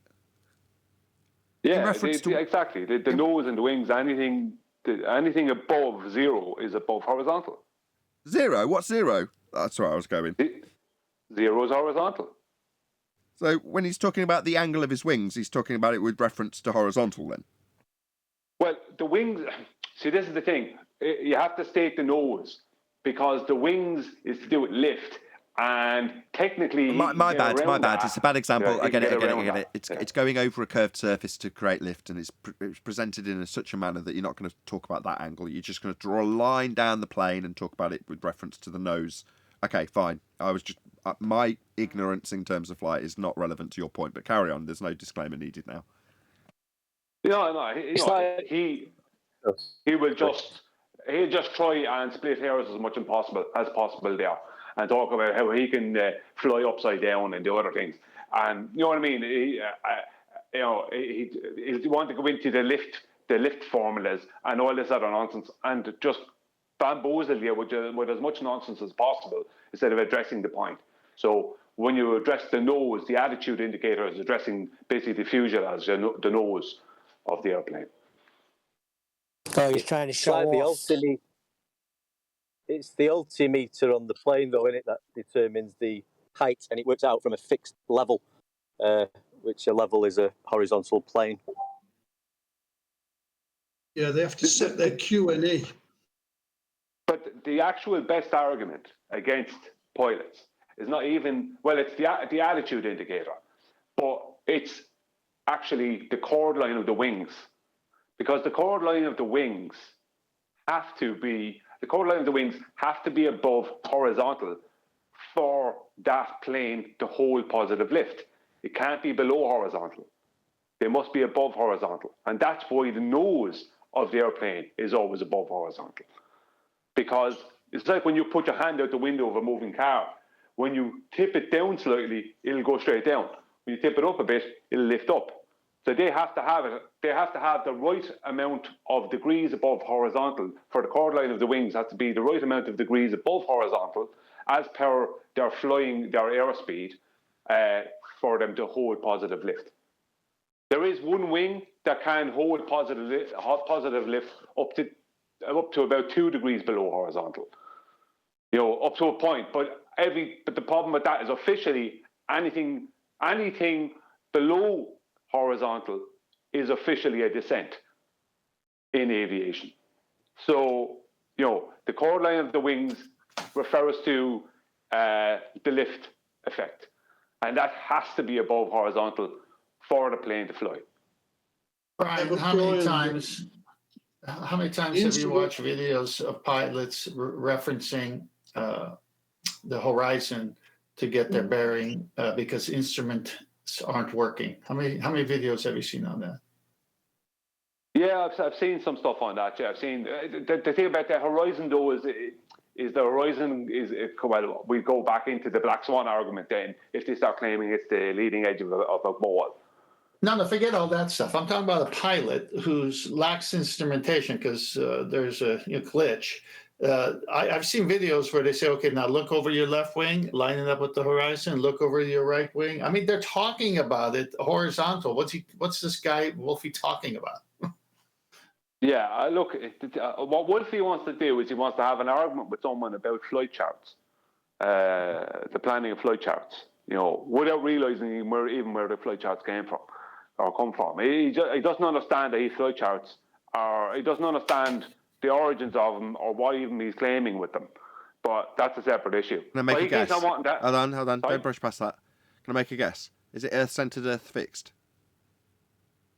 Yes, well, that would be his GPS data. Would be that. But the flight planning, or like when he plans a flight, he thinks he's using a globe to do that.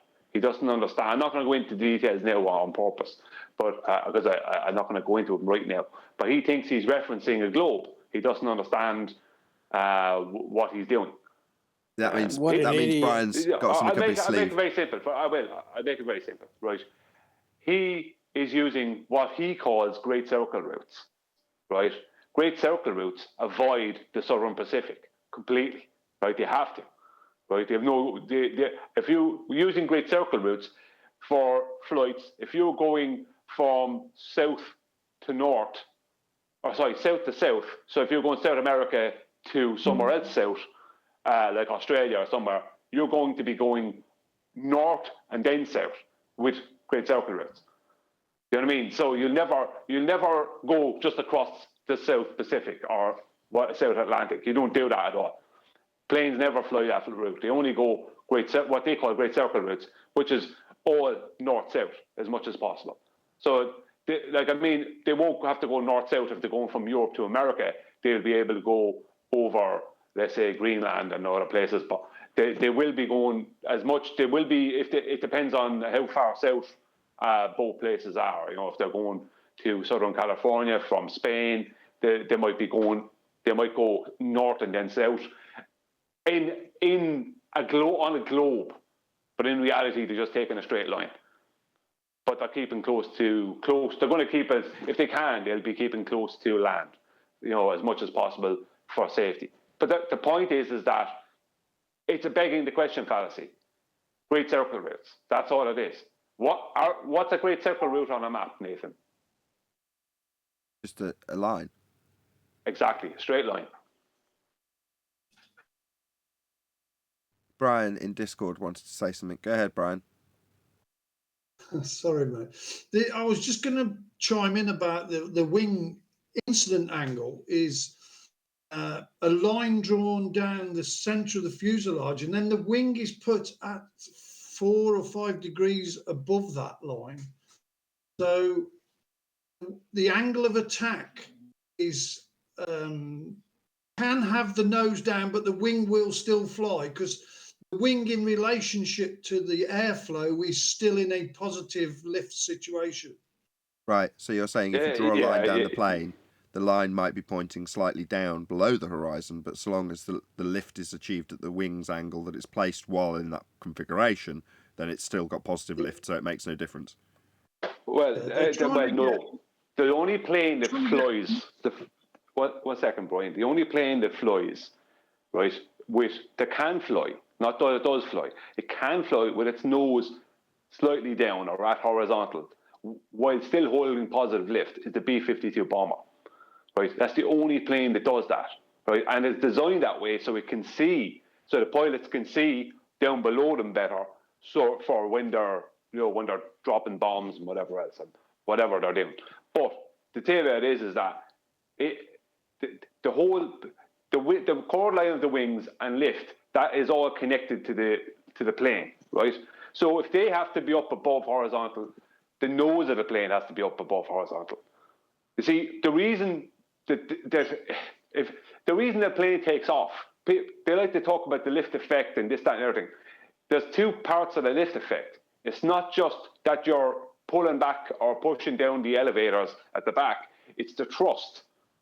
It's the thrust. The thrust that the plane has going down the runway, right, is what causes the airflow to go past the wings, right, at enough of a velocity. And once the wings are at the right angle, then it will lift. So my argument is always, just for Brian, my argument is always commercial airliners, because there's different fighter jets that can do different things and blah, blah, blah, but none of them account for curvature or rotation or any of this stuff.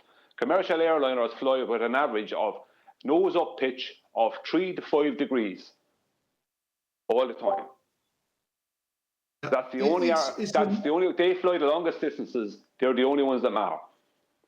It's a balance between lift and drag. The more lift they get, the more drag they get. So they trim it out to have the lift they need without as little as drag as possible.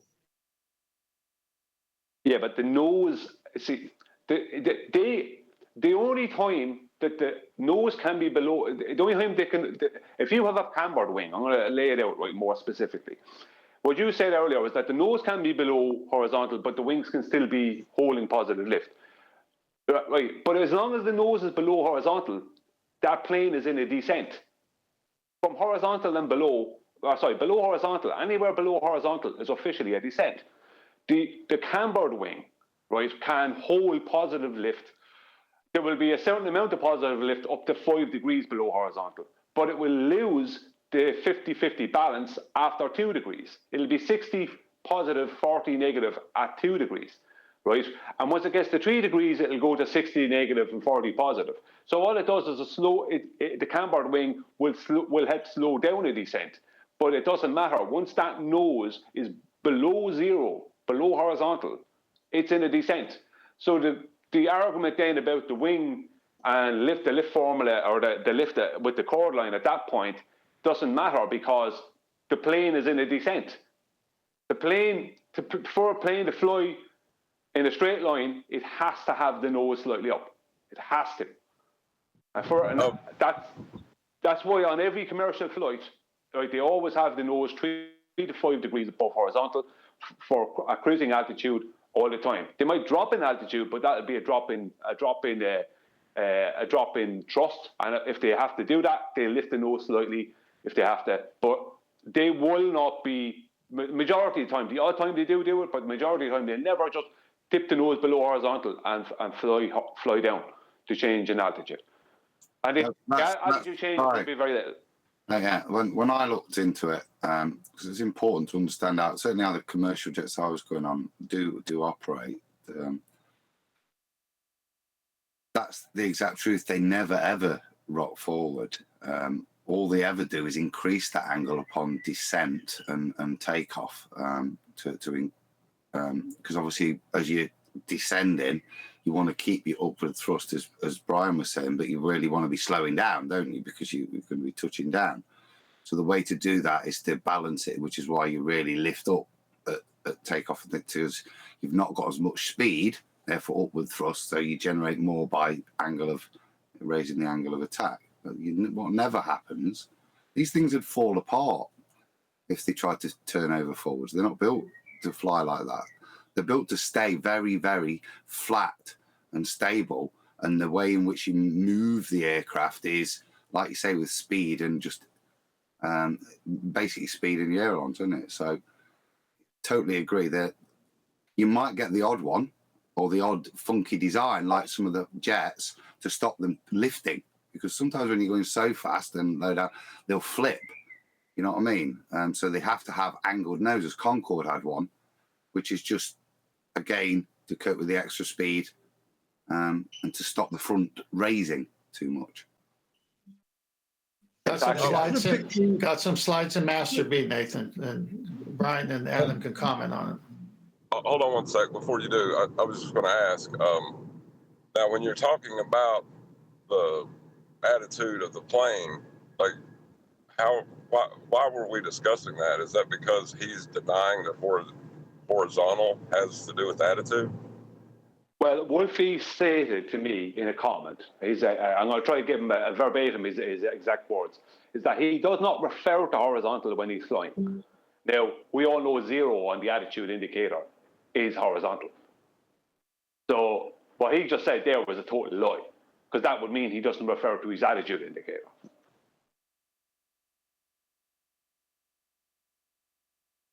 I mean, I can understand as a baller you're saying something like that, but as a pilot, you're really going to say you don't refer to horizontal, man? Like, what a joke.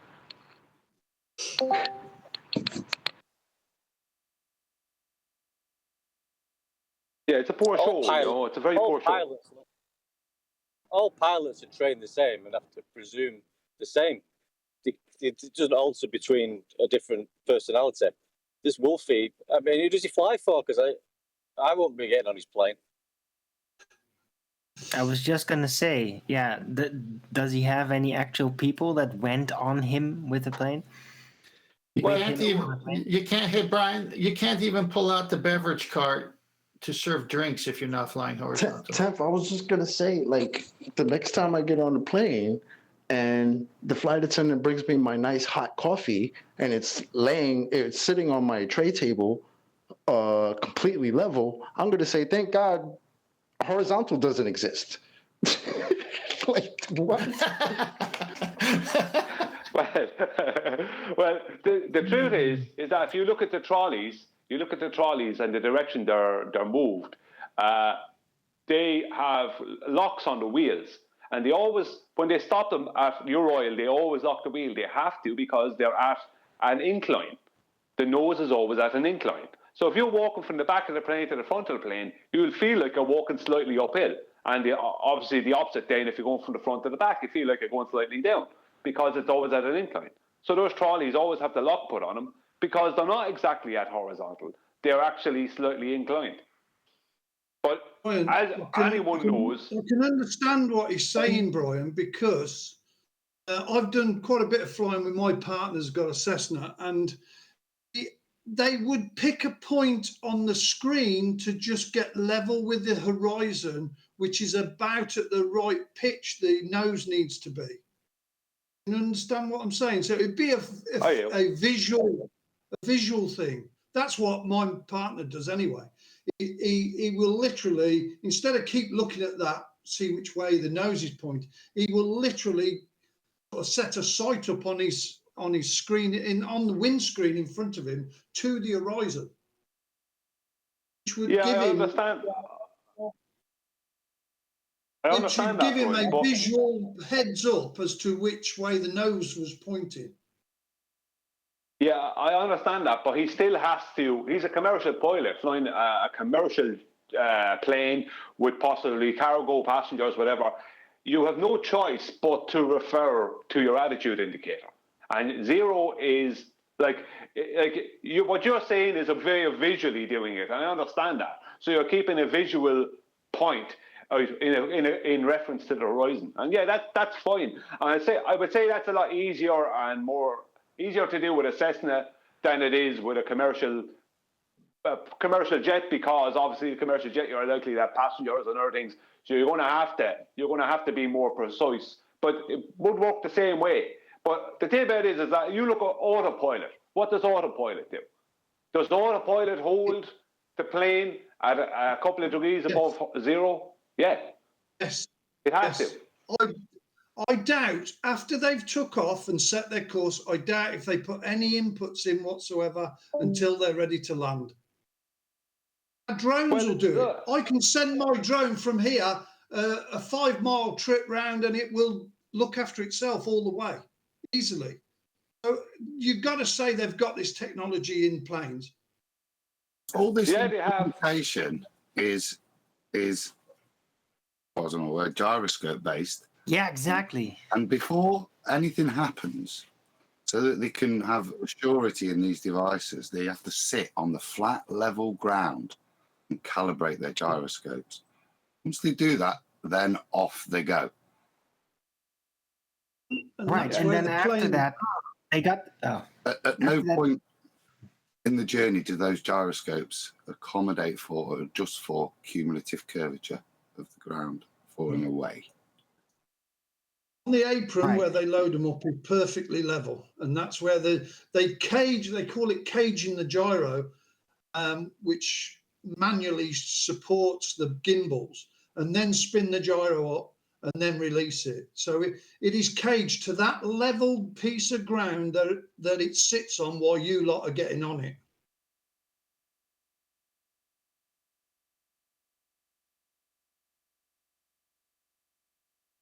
Right.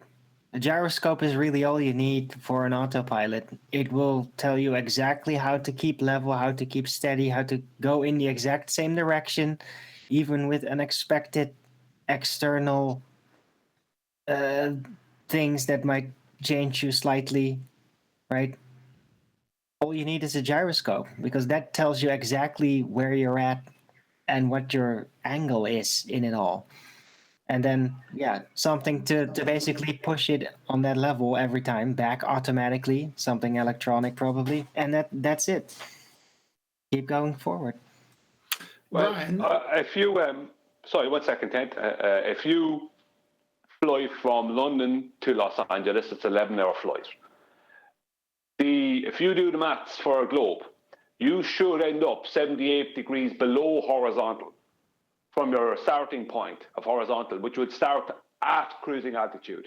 You should, at that point, never be able to fly with the nose above horizontal. You should have an accumulated below horizontal pitch all the way from London to Los Angeles, which accumulates, if I remember correctly, at 78 degrees below horizontal. That's on a globe.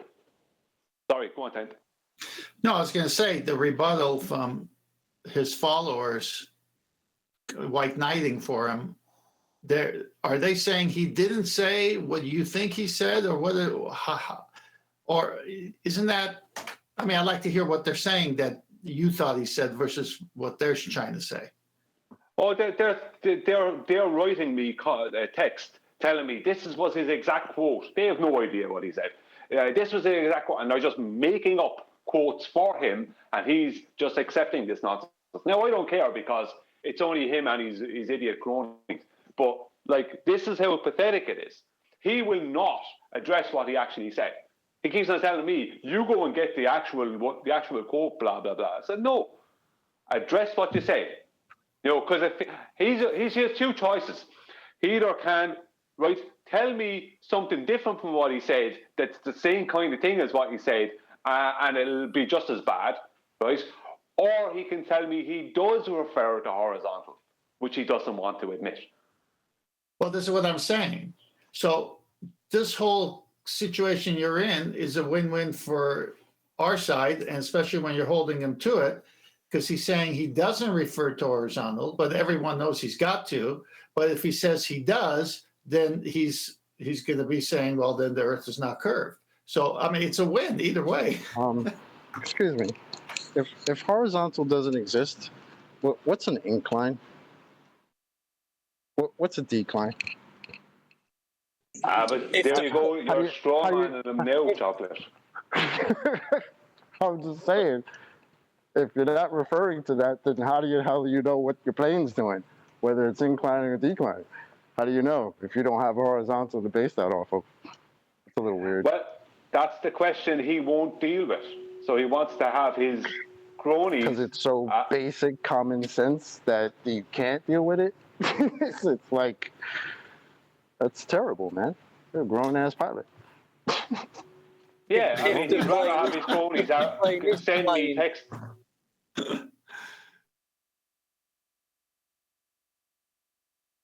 Sorry, Roy. Go ahead.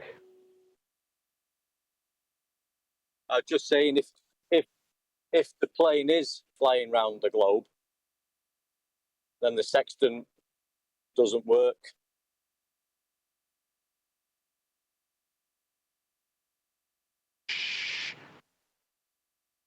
But the sextant works, so the plane isn't flying around the globe. What globe? Exactly. Well, one deck, Wolfie has had 6 years to produce the data, just the pitch data. That's all that's needed. We don't have to see the thrust data, just the pitch data that supports his claim. 6 years, heading for 7 deck next year. 6 Did you say? years. Did you say we don't trust the data? No. No, trust data. We don't need to see the trust data. Well, we do need the pitch data. But no. And there's another thing, pitch data, it's very difficult to get. I've been trying to get it. It's very difficult to get. Why is something as simple as the pitch data from 10 commercial flights, why is that such a big deal? What would that prove or show to the world? Tell you what, it wouldn't show and prove that we're on a globe. Wouldn't show any of that. You think he just kind of misspoke in the heat of a discussion and made a clumsy statement that he's just having a hard time reconciling?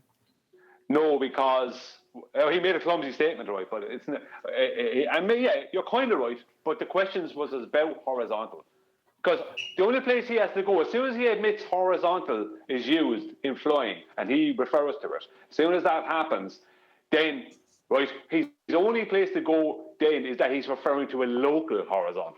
That's his only avenue.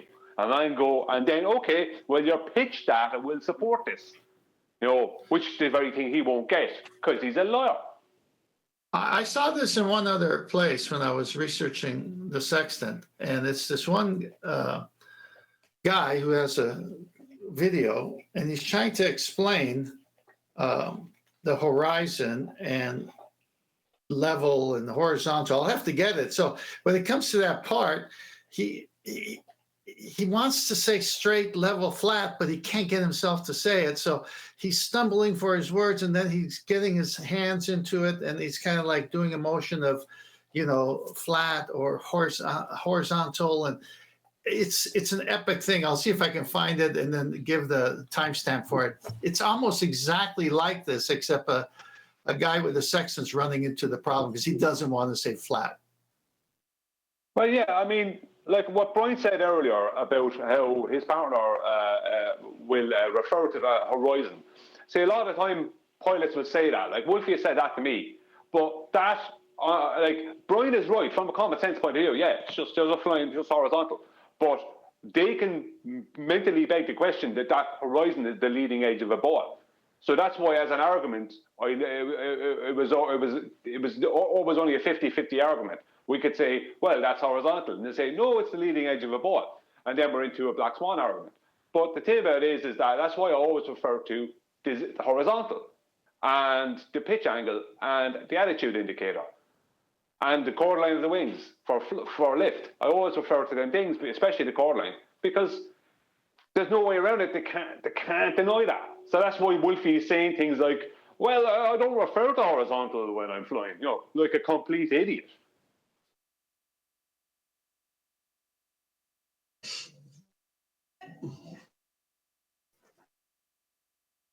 I bet he's not a pilot. I bet he just serves drinks in a dress or something. Oh, he's like Wolfie. I know he is a pilot. From what I've seen, he's definitely a pilot, and he could be. I think because I did see photos of him from his military days, when he's a photo of him in his military days when he was younger, And like, he could be an absolutely excellent pilot. Like, don't get me wrong, he could be an absolutely ace pilot. But very likely he is. But that doesn't mean he's honest, even with himself.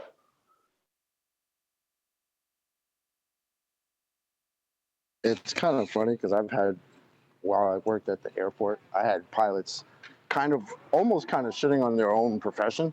They would say, which doesn't happen very often because they're very cocky, but one or two of them would actually say, well, there's a lot that we got to know, but these things practically fly themselves. I mean, we don't really have to do much, to be honest.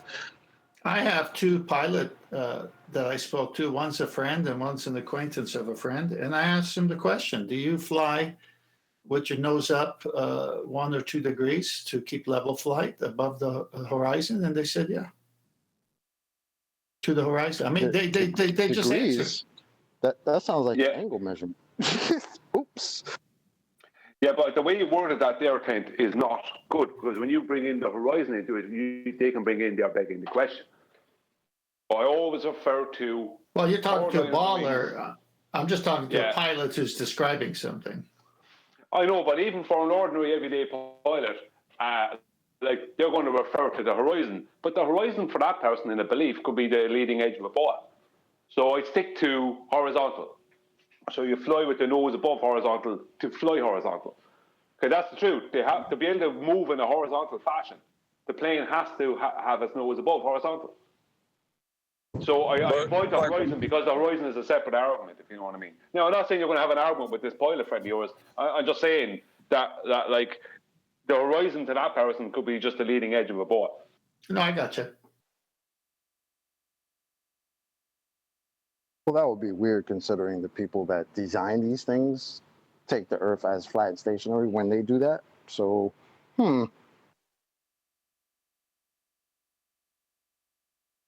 Yeah, you must treat the Earth as flat and stationary when you're flying. So the complete opposite of what they tell us it is. But yeah, that checks out. Sure. No, but most ballers think that horizontal is like concentric circles of growing size. That seems to be the consensus on their side of the argument. It's nonsensical.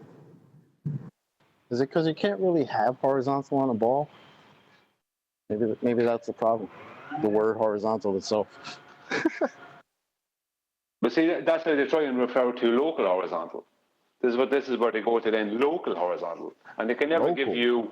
Yeah, well, the thing about it is that I went through it with one of the ballers. Had a whole weeks and weeks of a thing with one of them, and he was very. We were honest with each other. There was no viciousness or that in there, but we got to the point where he had to claim a local horizontal, but he couldn't give me an actual size to the local horizontal. You know what I mean? And there was other stuff as well.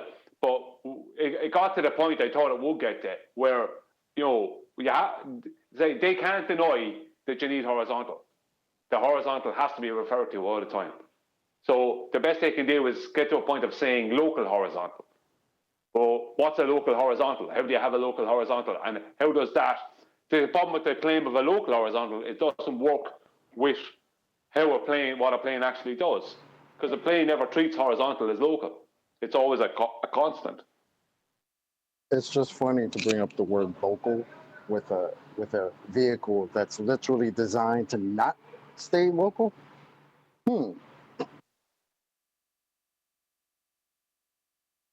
See, the thing about it, how big is a local horizontal to a plane? When the average airliner is flying at like 550 miles an hour, that's 9 miles a minute. You know what I mean?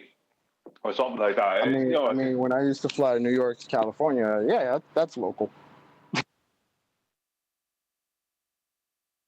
So basically, you can kill them just by asking them for the definition of horizontal. Pretty much.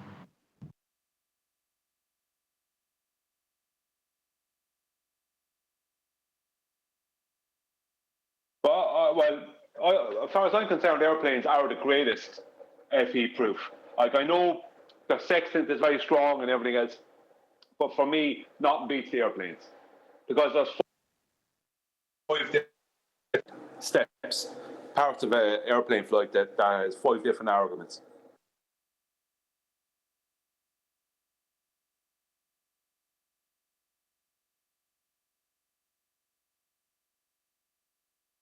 Is Nathan still here? Yeah, of course. Hey, what's up, buddy? Sky. Just haven't heard you in a while. I was like, are we still live? Yeah, we're still recording, but obviously if there's a conversation, I've got nothing to add to it. Why bother adding anything? No, all good, man. Since we're not being burdened with globe proofsies, yes. How's your daughter, Clover? Yes, Brian, he is. And you're pretty well read now on the Sextant. Can we assume it's for plotting your position? Yeah. Would the vessel have to be as stationary as possible to get that position?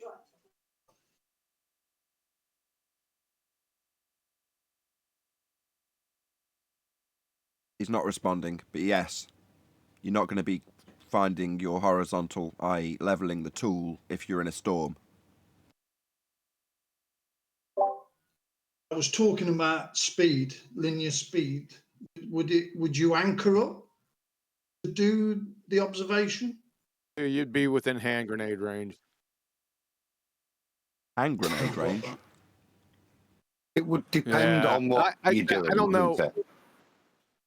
I don't know where he's going with this. Well, but from the time that you take your sextant reading to the time that you get the answer to where you at, are you going to move? Probably, yeah. Not by very much.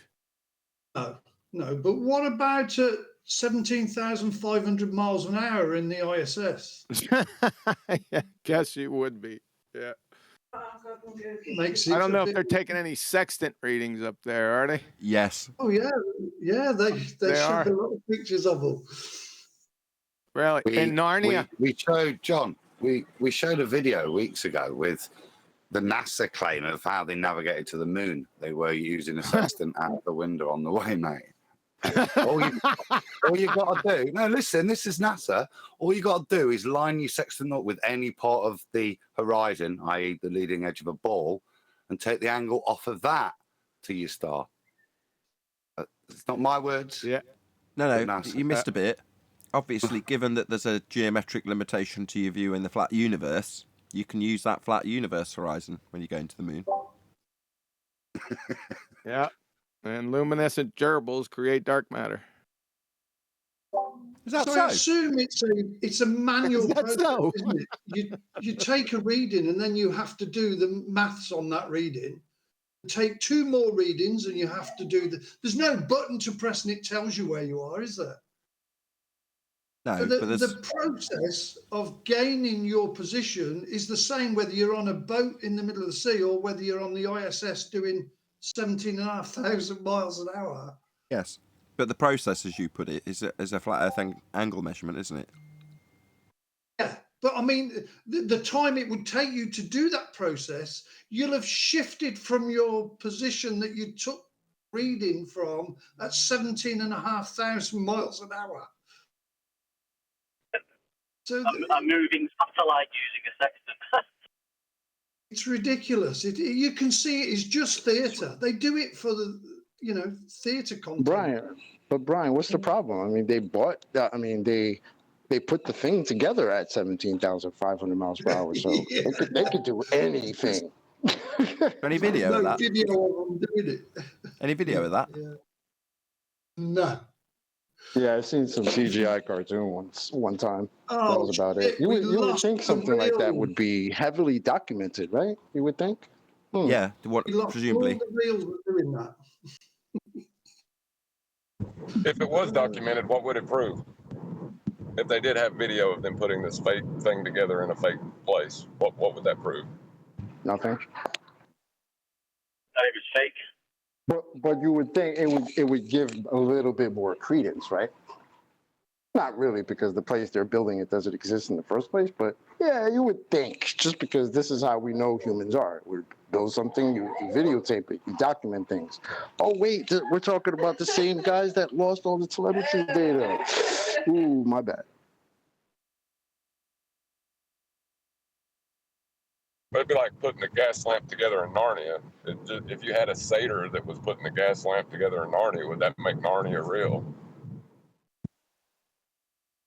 Tapes those telemetry data were stored on was very, very expensive tape. And, you know, sometimes you just got to recycle stuff. NASA short of a few quid. Thing is, it was the kind of dumb thing to do in the 80s, weren't it? Just grab any old tape because you like Match of the Day was on, so you wanted to record it. Didn't matter if it was your sister's and it had a copy of Pretty Woman on it. You needed to record. The top 20 we used to record. Right. There's enough fellas out there recording over their camcorder marriage ceremony. You can totally understand NASA doing the same thing, can't you? Yeah. Quite plausible, that. Man's greatest ever achievement. And I'm sorry, we've taped over it. Back then, they were doing it every other week, weren't they, going to the moon for a bit? And they probably thought, not be a problem, we're not going to lose this technology, so no one's going to worry about a couple of re-records. Yeah, it's that same old way, right? You just think to yourself, next man will have backed this up. Obviously, it's a shared unit, shared computer. I heard they found the golf ball from one of the moonshots. Was that you, Tent? Bad day. How far should that golf ball have gone? I'm sorry. I was trying to find that clip. Was there a question asked? Yeah, it was about golf. That's why the only reason you got his attention. What's the question? Somebody shanked a ball and one's been found on the moon, apparently. Have you ever studied their form, actually? The golf that they were playing on the moon. Yeah, well, I was about to ask one on Earth. Have you ever studied their form? The one. Yeah, it's just a gimmick. Yeah, I'm about to post a video on the timestamp. I'll be right back. If the telemetry data... 150 yards on Earth, what would it be on the moon? 10 mile? Narnia miles are very different. If the telemetry data existed, would that make a difference to whether you believe they actually went? Oh, absolutely. If you could show me, for example, how much fuel it would take in a calculation, that would go quite some distance to proving it happened to me. Yup. I couldn't believe Neil deGrasse Tyson when he said that. You can't fake that info. I mean, you can't. It actually would be easier to actually go there than to fake it. Yeah, that's exactly. literally a globe Earth argument that I've heard. Well, right, that's why. I mean, that's why Hollywood does all their space movies in actual space, because it's easier to go there than it is to fake it. That's right. But y'all are bugging. It of course it'd be easier to go to heaven than to fake it. Yeah. Well, wait. Actually, that's a bad analogy. Well, it's the same as it's easier to go to Narnia and just see by measurable quantity how much gas goes into the gas lamp than it is to calculate it. I mean, that would cost a lot more money. So obviously Narnia is real. That's how we got the calculation. We went there and we got it. It was far easier than doing the calculations here in a totally different gravity.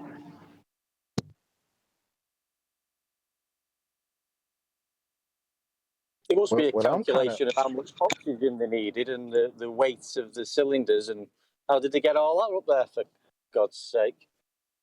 I can give you the maths for that. Why does it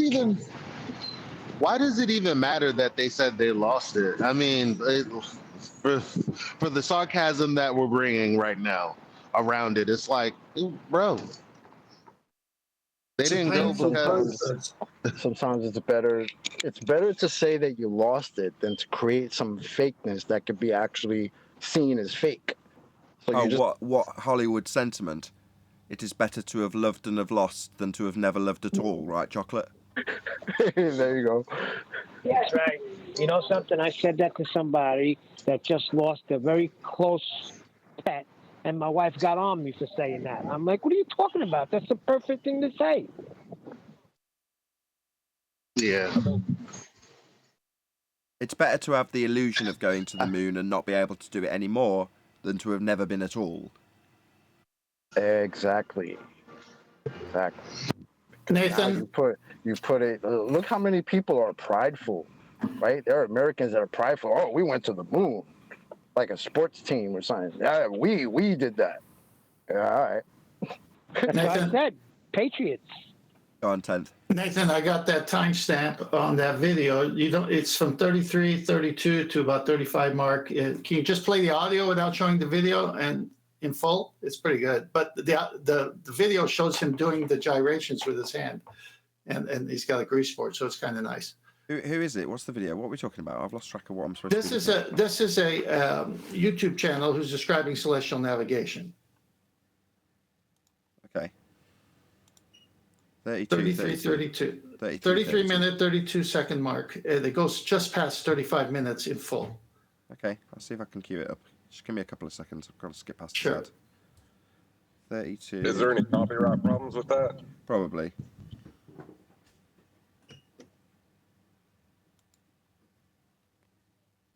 That's the start of your diagram. Try to get that on the paper. Center of the Earth. Joe here with the star right over his head. The two parallel lines of light coming in. Make sure this line of light and this line of light are parallel. And then this line is just a line from my position down to the center of the Earth. Okay, so do you want to contextualize this? 10th. Well, he's describing how light comes in, and he's trying to show how celestial navigation works on the surface that's curved. But as he's about to explain, he's going to be drawing a tangent plane very soon and describing what horizontal is. And this is where he does his little hand movements, where he wants to say flat in my mind, but that's just my opinion. But now, he can't say it. So when we shoot a star, when we use the sextant and shoot the star, we're shooting the height of the star above the horizon. Yeah, so what he's showing is a flat plane and his hand making the angle to the star. Is that what you mean? But keep going. It gets better. So we take it and we get the angle, that we look out at the horizon, and then we look at the star, and we see how high the star is above the horizon. Let's say it's pretty high. Let's say it's at like 50 degrees. The star is up about 50 degrees above the horizon. You'll need a flat plane for that. What is our horizon? Definitely not Earth curve. Here's the starlight. What's our horizon in this diagram? Well, think of the horizon as a pretty clear word. Horizon, horizontal. So we're not thinking about it as being a physical geometric sphere edge limitation to block boats and buildings then. We're just thinking about it being horizontal. Okay, I gotcha. Everything that's horizontal that's what the horizon is, horizontal. Okay, gotcha. Horizontal, horizon, gotcha. We all clear on what he's saying? We're not talking about 8 inches per mile squared dropping away. We're talking about being horizontal. We all clear? Yes. Exactly. Clear. Okay, let's just continue. Vertical is straight down to the center of the Earth. For my position... Whoa. What? Vertical is straight down to the centre of Earth? Why has he dropped that in there, 10th? I don't follow. Well, you'll see in a minute, because he changes it up when he draws the tangent plane. Let's have a look. This line represents vertical. So that's a vertical straight down to the center of the Earth, straight down through my feet to the center of the Earth. That's vertical. Horizon is horizontal.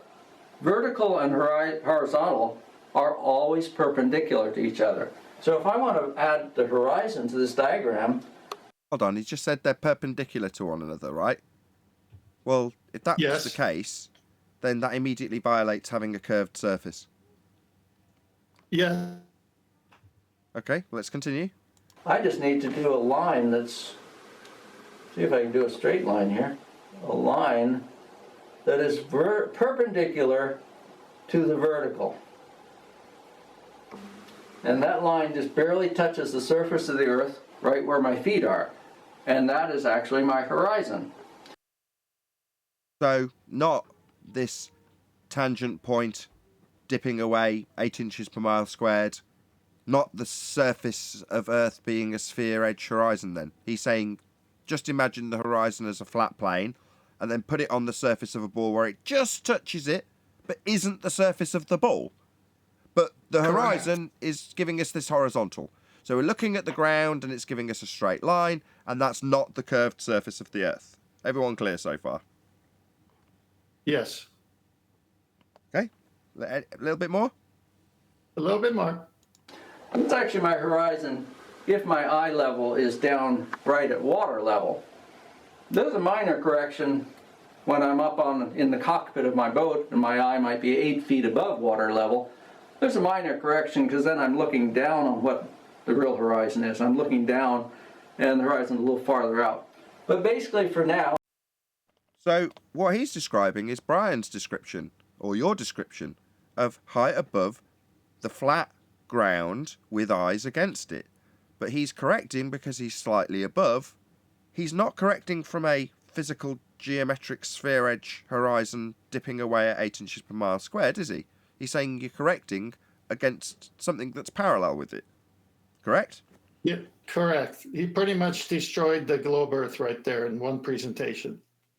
Epic. Is there any more?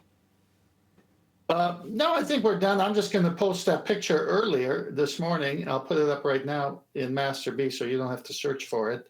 And I think it lends a lot of credibility to it. Hold on one second. Is it the picture of the box with... It's the picture. Well, you could do that one, but it's the picture of the submarine and read what it says. Okay. It's the one with two images, one above the other. Yes. Okay, I've got it up. Yeah, let me get to it myself so I can read it for you. All right. Oops, I overshot it. Observer horizon, geoidal horizon. Figure 2.7, the Nautical Almanac and the site reduction tables assume that the sites are taken at sea level. For instance, from the periscope of a submarine barely emerging above the water. Second one, the height of the observer eye above sea level determines the dip. This angle must be removed from the altitude of the celestial body above the horizon as measured with a sextant to obtain the apparent altitude. Sea level, the surface of Earth, flat, horizon, angle, can only be achieved if you have two straight lines, not over that dingleberry. That's why they draw the tangent plane. Epic. Yeah.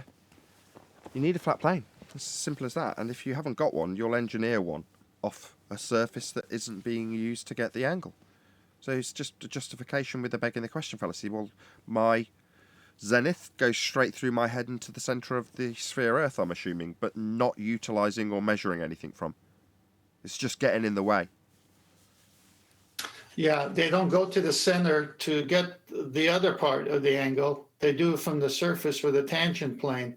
So everything below that tangent plane is irrelevant. You can put a triangle there. You can put a hexagon there. It doesn't matter. It's never used.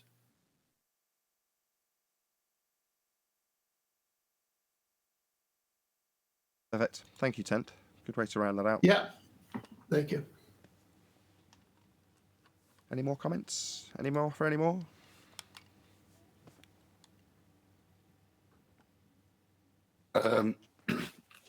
He did me yesterday on that.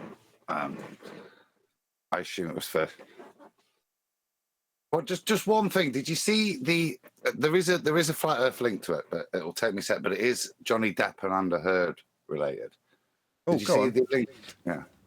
I sent you a link yesterday, didn't I? I said, have a laugh, 33 minutes on. It's just another YouTuber, Coda Miko, doing it.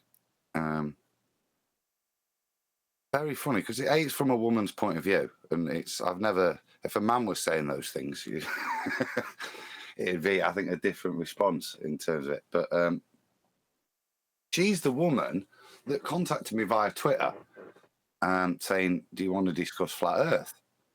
Okay. I've said yes, but I've still awaited. I mean, it must be 4 or 5 months now, but it might be worth just giving her a tap. Yeah, give her a tap back, but just have a little look because she's on